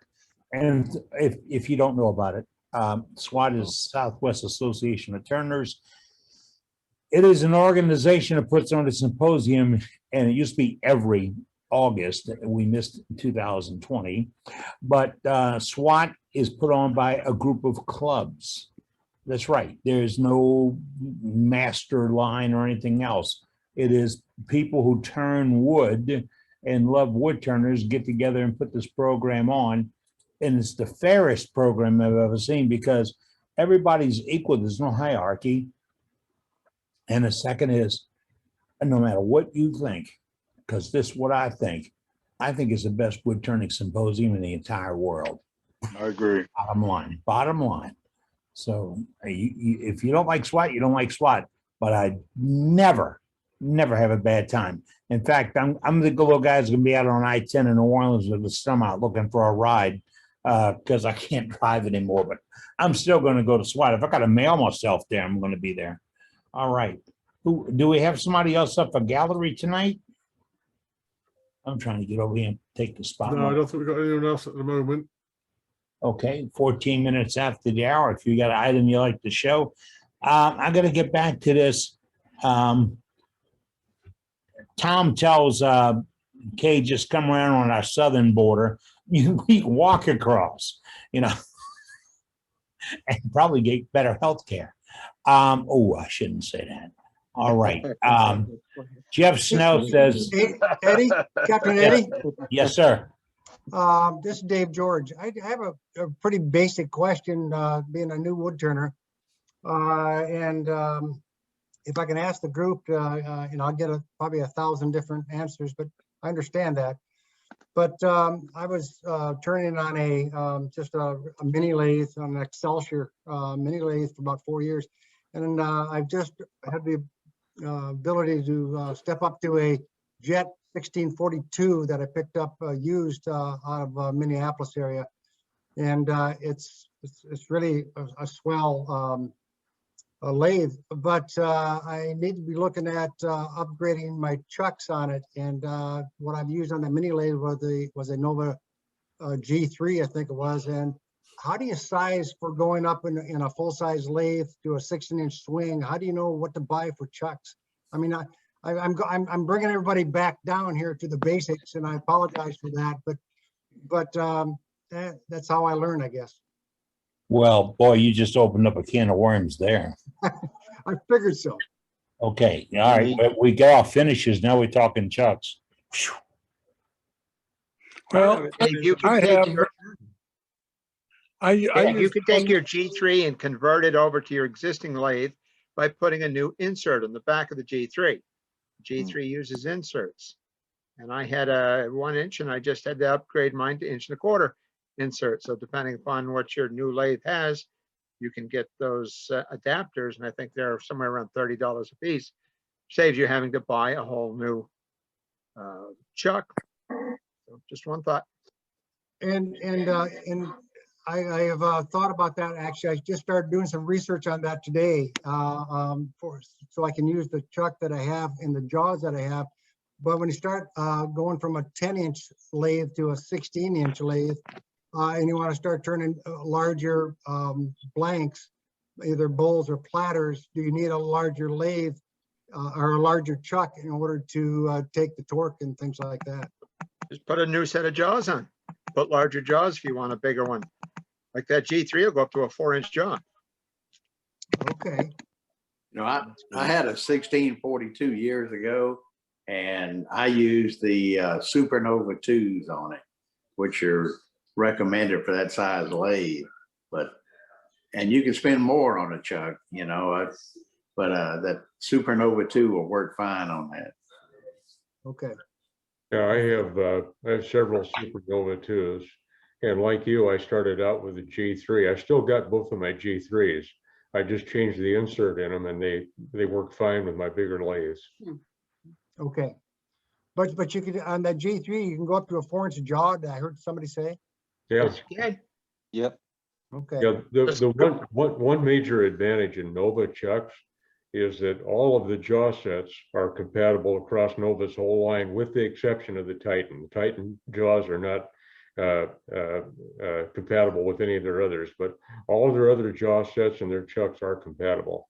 Okay. You might want to check on the G3 because I think the manual states that it will hold up a piece regardless to what size jaws you have on. The maximum they recommend is 14 inches.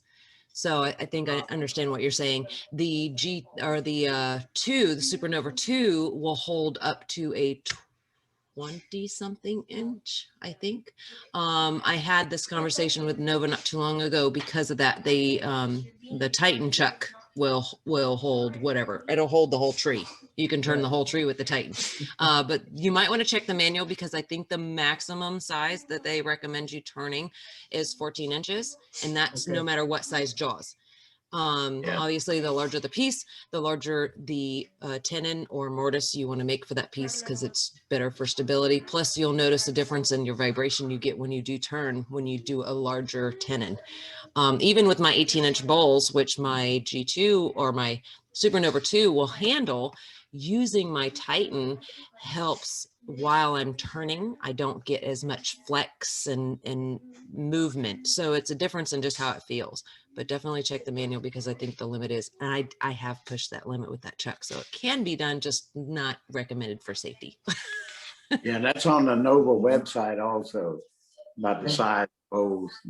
I'll check it out. just in one other, with this new lathe or the new used lathe I just picked up. Since I'm up to that size, as far as ballast and all that, does everybody use ballast with a box of sand or anything like that on your lathes, or is that something, if you're only getting into pretty unbalanced blanks, that you have to worry about? Oh boy, another can of worms. You really Sorry, Captain. Sorry. You got them. All right, let's hear it. Let's hear it, folks. Yeah, I had a toolbox underneath my 1642 that I kept all of my turning tools in, and that was enough weight. If it's unbalanced, it's going to be unbalanced. A little extra weight's not going to hurt anything, though. A friend of mine has bags of concrete underneath his 1642, but I was happy with the toolbox underneath mine. It worked fine. So. Okay. Anyway, sorry to bring us back down to the basics, but I really appreciate it.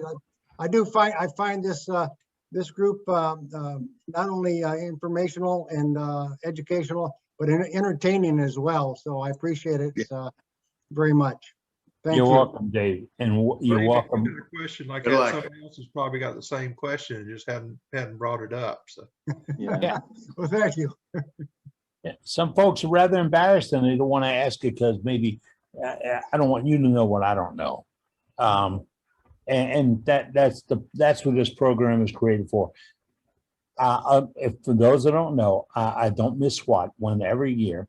And in 2019, I spent 4 days there with some very dear friends, excuse me, and I sat on my walker roller and answered questions for 4 days. I sat with a couple of friends, and they were right across from each other. So I had a perfect spot on the middle of the sales floor, and it caught me after a day or two. I was answering the same questions from different turners of different levels all the time.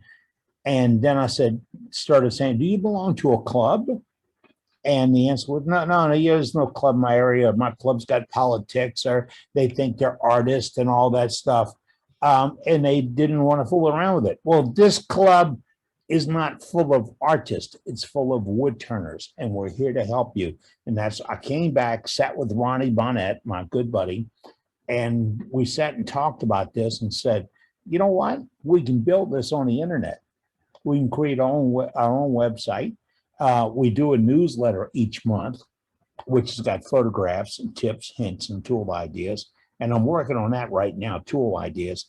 Thanks to Ronnie telling me how he put the tenon on his wig stands. See, I got to write this down. How on his wig stand. So we'll be sharing that with you. And the same thing with this epoxy. I'm going to get more details on this resin that Kim showed tonight and other ones. And we'll show it. And Kim has already put the link up to where it's on. Oh no, and that's the link for the chuck that she spoke about. And so it's on there, Dave. The information you want from the technical tool is on there. And I love it, James. He said, always remember the only bad question is the one that's not asked. Thank you, sir. 23 after the hour. I'm Captain Eddie Castle, and this is your Wood Turning Club, worldwidewoodturners.org. We have a fantastic website, tons of information. And guess what? It's short, that thing that you have, that story, that tip, the trick, whatever you have, we're missing it. And we want it on our website.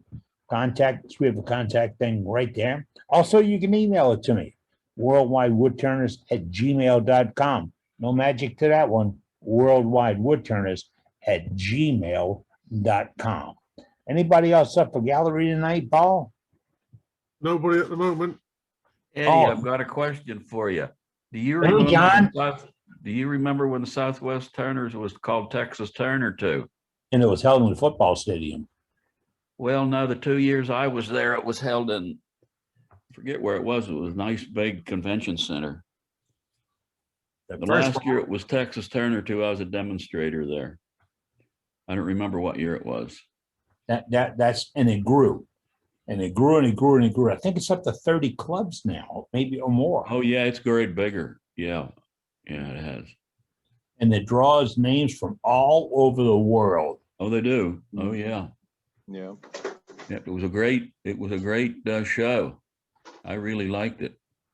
Okay, folks, you can't afford to go to Woodturn to the show unless they change the rules. You can go to the open sales show, not the demonstrations, without paying an admission fee. But that might have changed.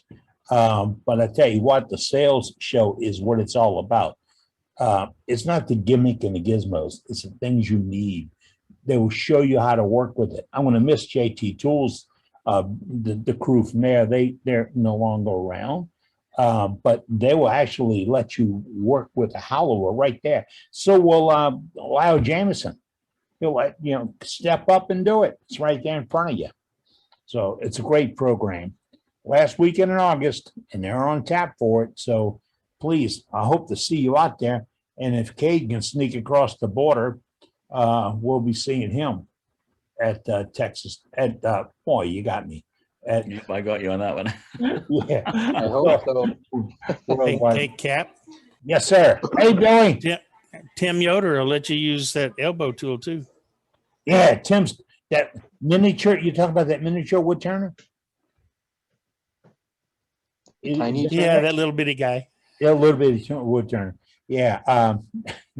Last year, somebody asked me how to do it on cutting on a bowl about going downhill or uphill on the inside of a bowl. And I want to show them that I rough it in going downhill, but then when I make my final slicing cuts, I come uphill and don't destroy as much grain. And I went over to talk to Tim, and Tim looked right at me and said, "You know anything about wood turning?"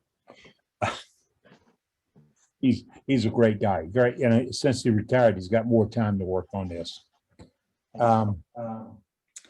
Captain, can I ask a quick question? Sure, Sandy, what you got? Okay, I watched yours and Ronnie's video on the CA finish, and I can't wait to try it. I'm going to buy the stuff and I'm going to try that. My question was for Ronnie, and when he was buffing, he had a buffing extender for his buffing wheel. So I really need one of those because when I'm buffing something really big, I can't get between the ways. So I want to bring it down to the end of the lathe for outboard. But I don't know, the biggest extender I could find was 8 inches. And I didn't know if that's what Ronnie was using when he was doing his buffing on his vase or his hollow form. Ronnie, you back with us? Ronnie got bumped out. He didn't pay his phone bill. Yeah, I just got back in. Uh-oh. We lost him again. I just got back in and I just heard your question. Craft Supply Okay. sells So the it was extension, and it screws into your existing piece that you normally use. Yeah, the spindle. Well, the piece that you're normally using now to buff with. Yeah, currently I was using a Beal buffing system. Correct. And that rod is just really way too long not to be supported at the other end. So I was looking for something shorter that I could just put one wheel on and bring it and move the headstock down to the end of the lathe and buff from there. Okay, I understand what you're talking about now. Yeah, you have all 3 wheels up at the same time. Well, you can put one at a time, but that bar gets in your way. Right. Go to, I went to Craft Supply and look under the Beal buffing system, and they sell the mandrel. Now, the mandrel that you seen me with was actually 2 of them. One of them goes into your headstock, and the second one screws onto the end of that piece. So if you have a deep bowl or something deep, you can buff with. Cool. Now, did you get those both at Craft Supply? Were they both 8 inches or? I don't think they 8 inches. They, if you take the Mars taper off the end, they more like 4 or 5 inches. Oh, So, okay. and the second one's about the same length. So, Okay. you know, Okay. that's what you Can need. can I say something, Ronnie? What's Can I that? say- Can I say something? Sure. Come on Yeah, in. there's Mark. Okay, you can get the long extenders from Packard Woodworks. You can get them from Okay. Woodcraft, right? And they have, you can buy them like 1¼ inch 8 or 1 inch 8 to go right on your main spindle. You can slide your headstock down, and it's 3/8 16 on the other end to handle all the wheels. Cool. They're like $25.99. Yeah, that's what I was looking for, but I didn't know if that's what you were using.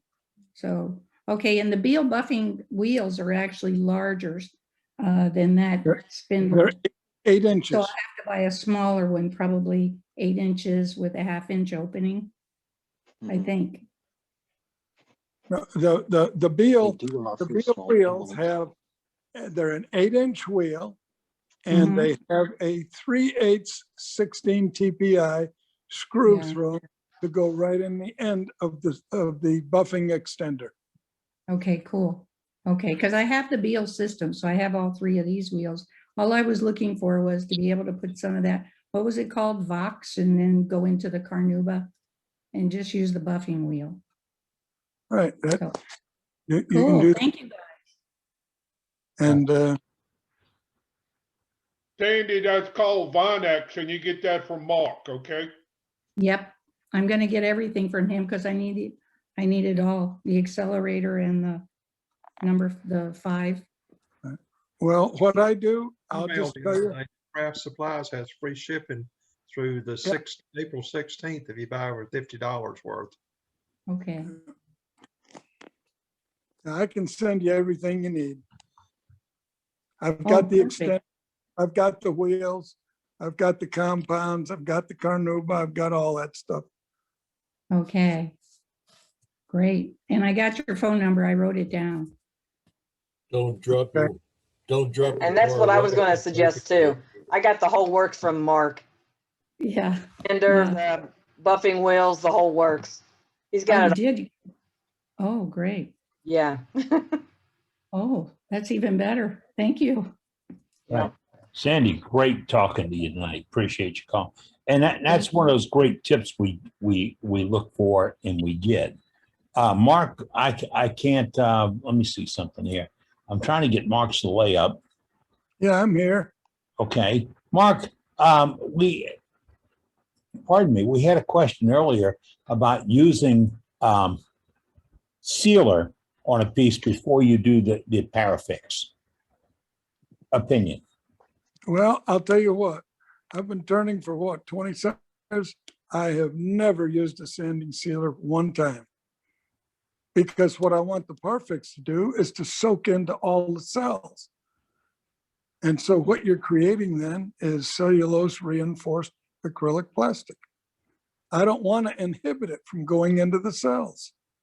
I think you told Ronnie, that's how Ronnie knows that. You must have told that to Ronnie. Because that's Ronnie's first response today was you want it to soak in to get the maximum finish. Right. So now we got Ronnie, you're confirmed. I wonder if he lost again. Ronnie's has some technical difficulties. That's what you do when you live in Louisiana. Thank you, Mark. Appreciate the input tonight, sir. Okay. All right. Is there a storm going through? I'm sorry, say again? Is there a storm going through or something? It's coming tonight, but I don't think it's here this early because I get my TV is one of those dish things outside, and if it even gets cloudy, I'll lose TV.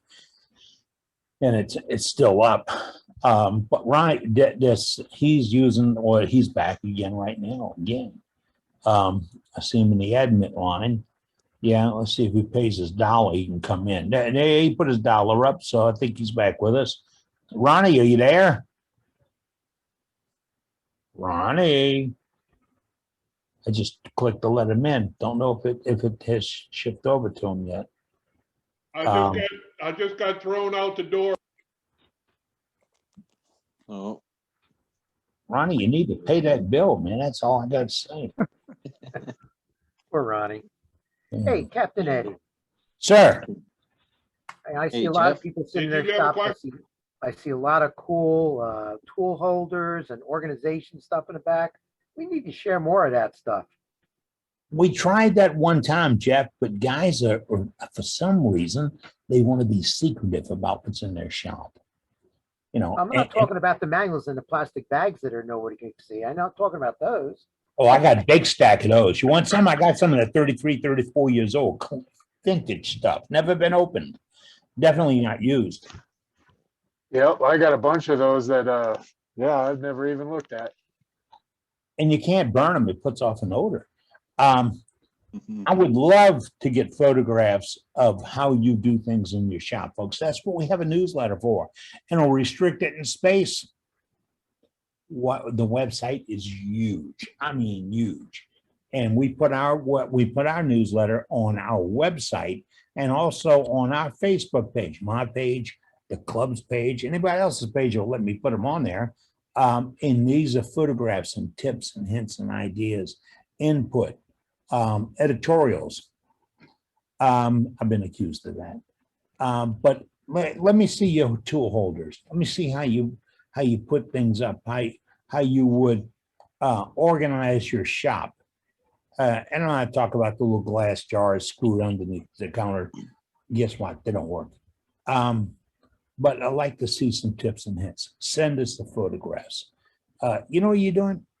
When you do that, you're sharing what works with folks who don't know what works. You're right, Jeff.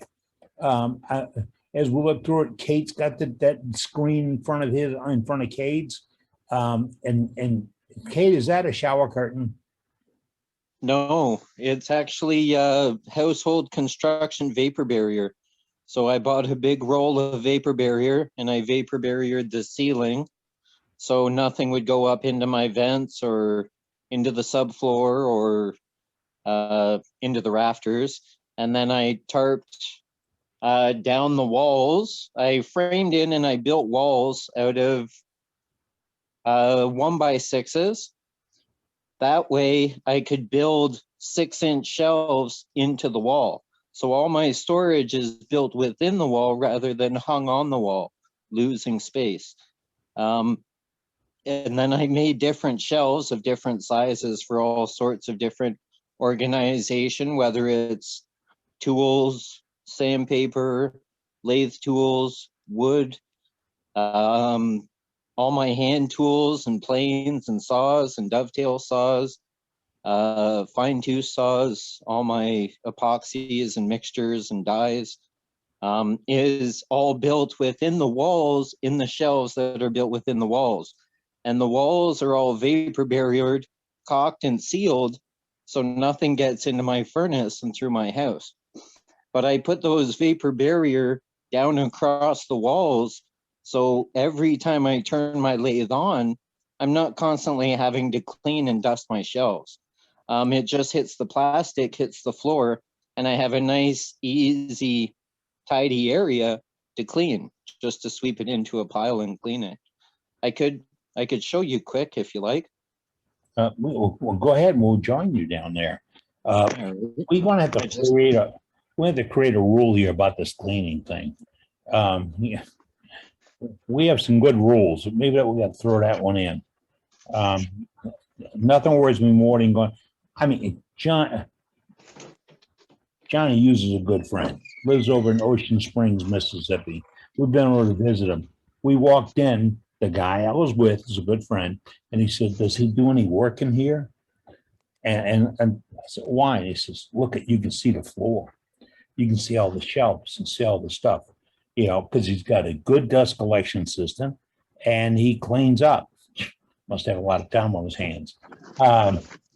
Cage down in the shop right now, It's 20 minutes 40, top of the hour. Kate, I've always liked what you did. I did that around my ornamental lathe with shower curtains from Wally World because I didn't know about that clear plastic. Yeah, I I have a just bought clear a shower roll curtain of that keeps vapor everything off my barrier work from bench. Home Depot. And I think it was, I don't know, I think it's 12 foot by, I don't know, 30 meters long, and it's folded in half. So I could unfold it and it would be 20 feet long, 24 feet long, and then 30 meters long if I really unraveled it. But here, I'll turn my camera around here. And this is sort of the start of my wall. In behind here is my furnace and my finishing area in behind there. So here's my wall. And here's all my finishes, my oils, my glues, my epoxies, shotgun patches for finishes, epoxies. I have my chainsaw station where all my chainsaws are actually in the wall. Down here, I have scrap wood, router, some hand tools. See here. So I have some small handheld routers, some saw blades. Then I come up here, I have sawzalls. I have my chainsaw accessories, bar oils, ropes, scalpels. Here I have all my stains, dyes and stains and spirit stains. And then up there, I have my steel wool, different stuff. Everything's vapor barriered, sealed, and caulked. Then over here, I have some more handheld routers, sawzalls, jigsaws, Dremels, all my stains. I got all my gel stains. Here, I'll turn this sideways. Oh. The camera's backwards for some reason. I see those red books. These are Practical Handyman's Encyclopedia. So there was a library that was closing down and they were getting rid of books. So this is your Handyman's Encyclopedia. So it will tell me and teach me how to do anything in a household, construction, and whatnot. It's very handy to have. I had a Then set of those. I started buying them when I was 11 years old. And my dad fussed at me because I joined the book club to get them. Exactly that item. It's amazing. Didn't they have videos too? Pardon? So then Didn't they up have the here I tapes that have go with them too? hammer drill, angle grinders, sawzalls, my angle grinder discs. And then I had this support pole here and it was kind of in the way. So I figured, okay, I would frame in a little small area for storage, wood storage, different things, clamps up here. And then we walk into my Dexter room. And here's my big one-way. Here is my wall system. That big backdrop that covers my bandsaw, my grinder, and all that stuff. In behind here, actually, I'll just move my little work table of what I've been working on. Sorry about the movement of the camera. It's kind of like Blair Witch Project in here. So this is a lot of processed wood that's still wet and it's going to be turned tomorrow. I have more over here that's wet and will also be turned tomorrow. So in behind here, I have the plastics separated into two halves. So really, I can go behind the plastic. Here's all my lathe tools. On the top shelf, I have spindle gouges and skews. On the middle shelf, I have all my bowl gouges, all my chucks, a couple detail gouges, a couple scrapers. This is my ring tool here. Oh, camera's backwards for some reason. And then down here, I have spindle roughing gouge, some hollowing tools, some bigger skews, some smaller hand tools. On this side, I have my chuck tree or my chuck wall with all my chuck accessories and my mask. Everyone needs a fire extinguisher, safety 101. My punches, different things for inlay. So that's there. Oh, here's some Banksia pods. There's Forstner bits and drill bits. Down there, I got some dyed and stabilized woods. And then I can, actually, I'm gonna take this down halfway. I just have this up usually for my club demos and online demos. That way people aren't distracted by my big bandsaw here for milling up all my blanks. Everything else is done with chainsaws. I do have another shop, which is more of a storage unit that holds my jointers, planers, table saws, all my stuff for flat work and furniture and restoration. But my basement here is my lathe studio or lathe workshop. So now behind here, while this is a whole bunch of pen kits and hardware, I do time to time. And then in behind here, I have this plastic pulls bag, and I have my double-sided tape, my hand planes, jack planes, sandpapers, epoxy dyes, yo-yo strings, yo-yo blank screws. These are polyester acrylic blanks. So this is a faux jade. And this will be used for a few different things, probably inlay or tiny little ring box. Here's some faux ivory. A wide variety of collection of tools and different woods. Here's some exotic woods. A nice little organizer for all my tiny little hardware. In behind here, I have some even more expensive stabilized burls and stabilized dyed woods. More sandpaper, my rubber chuckies, screwdrivers, wire cutters for inlay material, dust mask refills. Here's all my saws. So my dovetail saws, my crosscut saws, my fine tooth saws, all my Veritas tools, jack plane, block planes. I got milli putt, different dies and inlay materials, small drill, small Dremel, screws and tuck tape and some more clamps.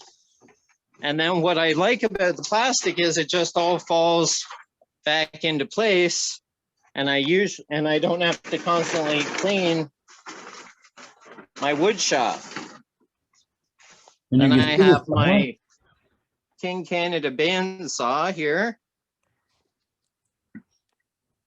That's 17-inch. I got some over here spiraling tools, texturing tools, hollowing tools. Back here, I got my grinder station. I did have CBNs, but my CBNs crapped out. So they're over at a buddy's getting the capacitor and all that stuff replaced, because I do love my CBNs. But in the meantime, I had a friend lend me a grinder, and it was in rough shape. It was more of a headache than anything, but I mean, it was very nice of him to lend it to me. But I was making a mess of my tools. It almost looked like I was sharpening my tools with a chainsaw. So I went out and I bought a backup grinder, which will be a student grinder. Down here, I have different woods that are not scraps, but they're used for jam chucks, pressure chucks, inlays, finials. There's a little dust air scrubber. So if it's a dusty day, that will sit on my bedway and it will run for a half an hour or so. Then on my wall, I got all my safety masks, just for my students and me, all my clamps, my levels, hearing protection, a clock that constantly says it's 3:45, so you're never late, you're never on time, that's okay. You're wood turning, you don't have to be on time. In here, I have all my chucks. It's kind of a chaotic mess, but it's chaotically organized because I know where stuff is. So I have all my chucks, all my jaws. I have my wheels for my lathe if I need to move it. I have different inlay materials. So here I have Uxie pods, Uxie nuts, Tagua nuts, Battelle nuts, different nuts for different small miniature turnings and inlays. Back there, vices and stuff, drill presses for power, or drills for power sanding. And that's really, oh, here's my sorbet texturing tool, hand thread chasers, your mini sorbet tool, a set of miniature chisels for miniature turnings. I mean, my IRD setup and notes to keep me on point. Right here, this is my student lathe with my, what is it, vacuum cleaner, shop vac. Had a brain fart there for a sec. So, yeah, here's my student lathe, which was my very first lathe. It's still like brand new because it's only used monitored with students, or I use it. And then in behind here, so I don't have to go to my storage unit, I have a sander with a belt. Oh, where is it? There it is here. This camera's backwards. Yeah, belt sander with disc sander, small drill press, dust collector, and oh, there's some more wood storage. This is also my Dremel station. So here's my Dremel where I do all my texturing and carving and piercing. So there's all my texturing and carving and piercing burrs. I sort of need to organize again. Here's another lot of wet wood that's going to be turned thin and then stabilized to dry. And that's pretty much it for my small little wood turning Dexter lathe room. Everything else for my flat work and restoration and bigger flat work machines, they're in a storage unit. Okay, if you want to make some extra money, we got 3 or 4 guys asking you to come organize their club, their shop for them. Oh, sure, sure. I thought I was sort of chaotically organized, but I mean, I do probably at the end of a week or after the end of 2 weeks. Then I usually go through and reorganize stuff and make sure stuff's in its place. I do have a lot of stuff on rare earth magnets, believe it or not. I have my chucks here on my headstock, rare earth magnets. This is to changing my cameras and whatnot for my demos. This thing is key. I can put this anywhere I need, anywhere I want it. The stop butt sticks out, so if I have to, I can hit it with my knee, and the on button with my finger. Over here, I have more stuff on rare earth magnets, my light bars, my remote controls for my light bars, so I can get different lights for when I'm doing hollowing and deep hollowing and those bird mouth hollow forms. They sit right on my tool rest like this.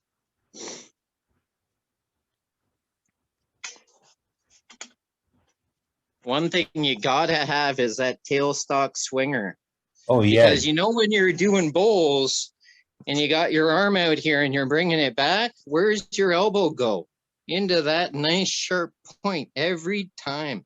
So I love my tailstock swinger. It gets it out of the way. One of those. Jeff gave me one about 10 years ago as a gift, and I love it. Yeah, it's great. I put one on my Powermatic, and I'm so glad I did. I was at SWAT a year or two ago, and the ladies looking at one dipper weight thing from on a robust, and she says, "How do you turn with it down there?" I guess she thought you went point to point that way. Oh boy. But glad she wasn't an attorney. She was just married to one. Thank you, Kate. Appreciate you sharing it with us tonight. It's coming up on 9 o'clock, folks. Somebody asked, how did your CBN wheels fail? But you said the motor quit, not the wheels. Yeah, it wasn't the wheels at all. It was the motor, and it wasn't the. It was at first. It was the fuse. So I ordered a fuse. I couldn't see the writing, so I ordered the wrong fuse. So then I put it under a microscope and I could finally see the writing. So then I ordered the right fuse, and the fuse just kept blowing. So I had a friend who's an electrician come over with his testers, and he concluded that it was the capacitor. So it's out at a small hobby, small engine repair guy to replace the capacitor and the electrical. I mean, electrical is serious. I'm not going to do my own electrical. I'm not going to pretend I know what I'm doing, because working in a wood shop where it could be a potential hazard, and it is in my home, I don't want the liability of potentially killing my family. Electricians, it's not a hobby. So I took it and I sent it to a proper guy who knows what he's doing. So thank you very much. Beautiful, beautiful show around. Now get this, we don't really need you, and this is for everybody. We don't need you to show us your shop on videotape. That's not the requirement. Jeff was talking about, let's see what you have. So you take a picture with your phone, and everybody's got a camera today. Boy, you can't do anything without being on camera. Not that I would, but take a picture of what you have, explain it, and you can email it to us at our club address. You can send it to us through our website, or you can put it on our Facebook page, because all in all, you're sharing the information. You may have came up with a new way to build a mousetrap, and that's what we're looking for. We had tonight in 3 or 4 different conversations. We talk about sharpening tools, who can't do this one and who can't do that one, and what you got to do to touch this, something, touch that up.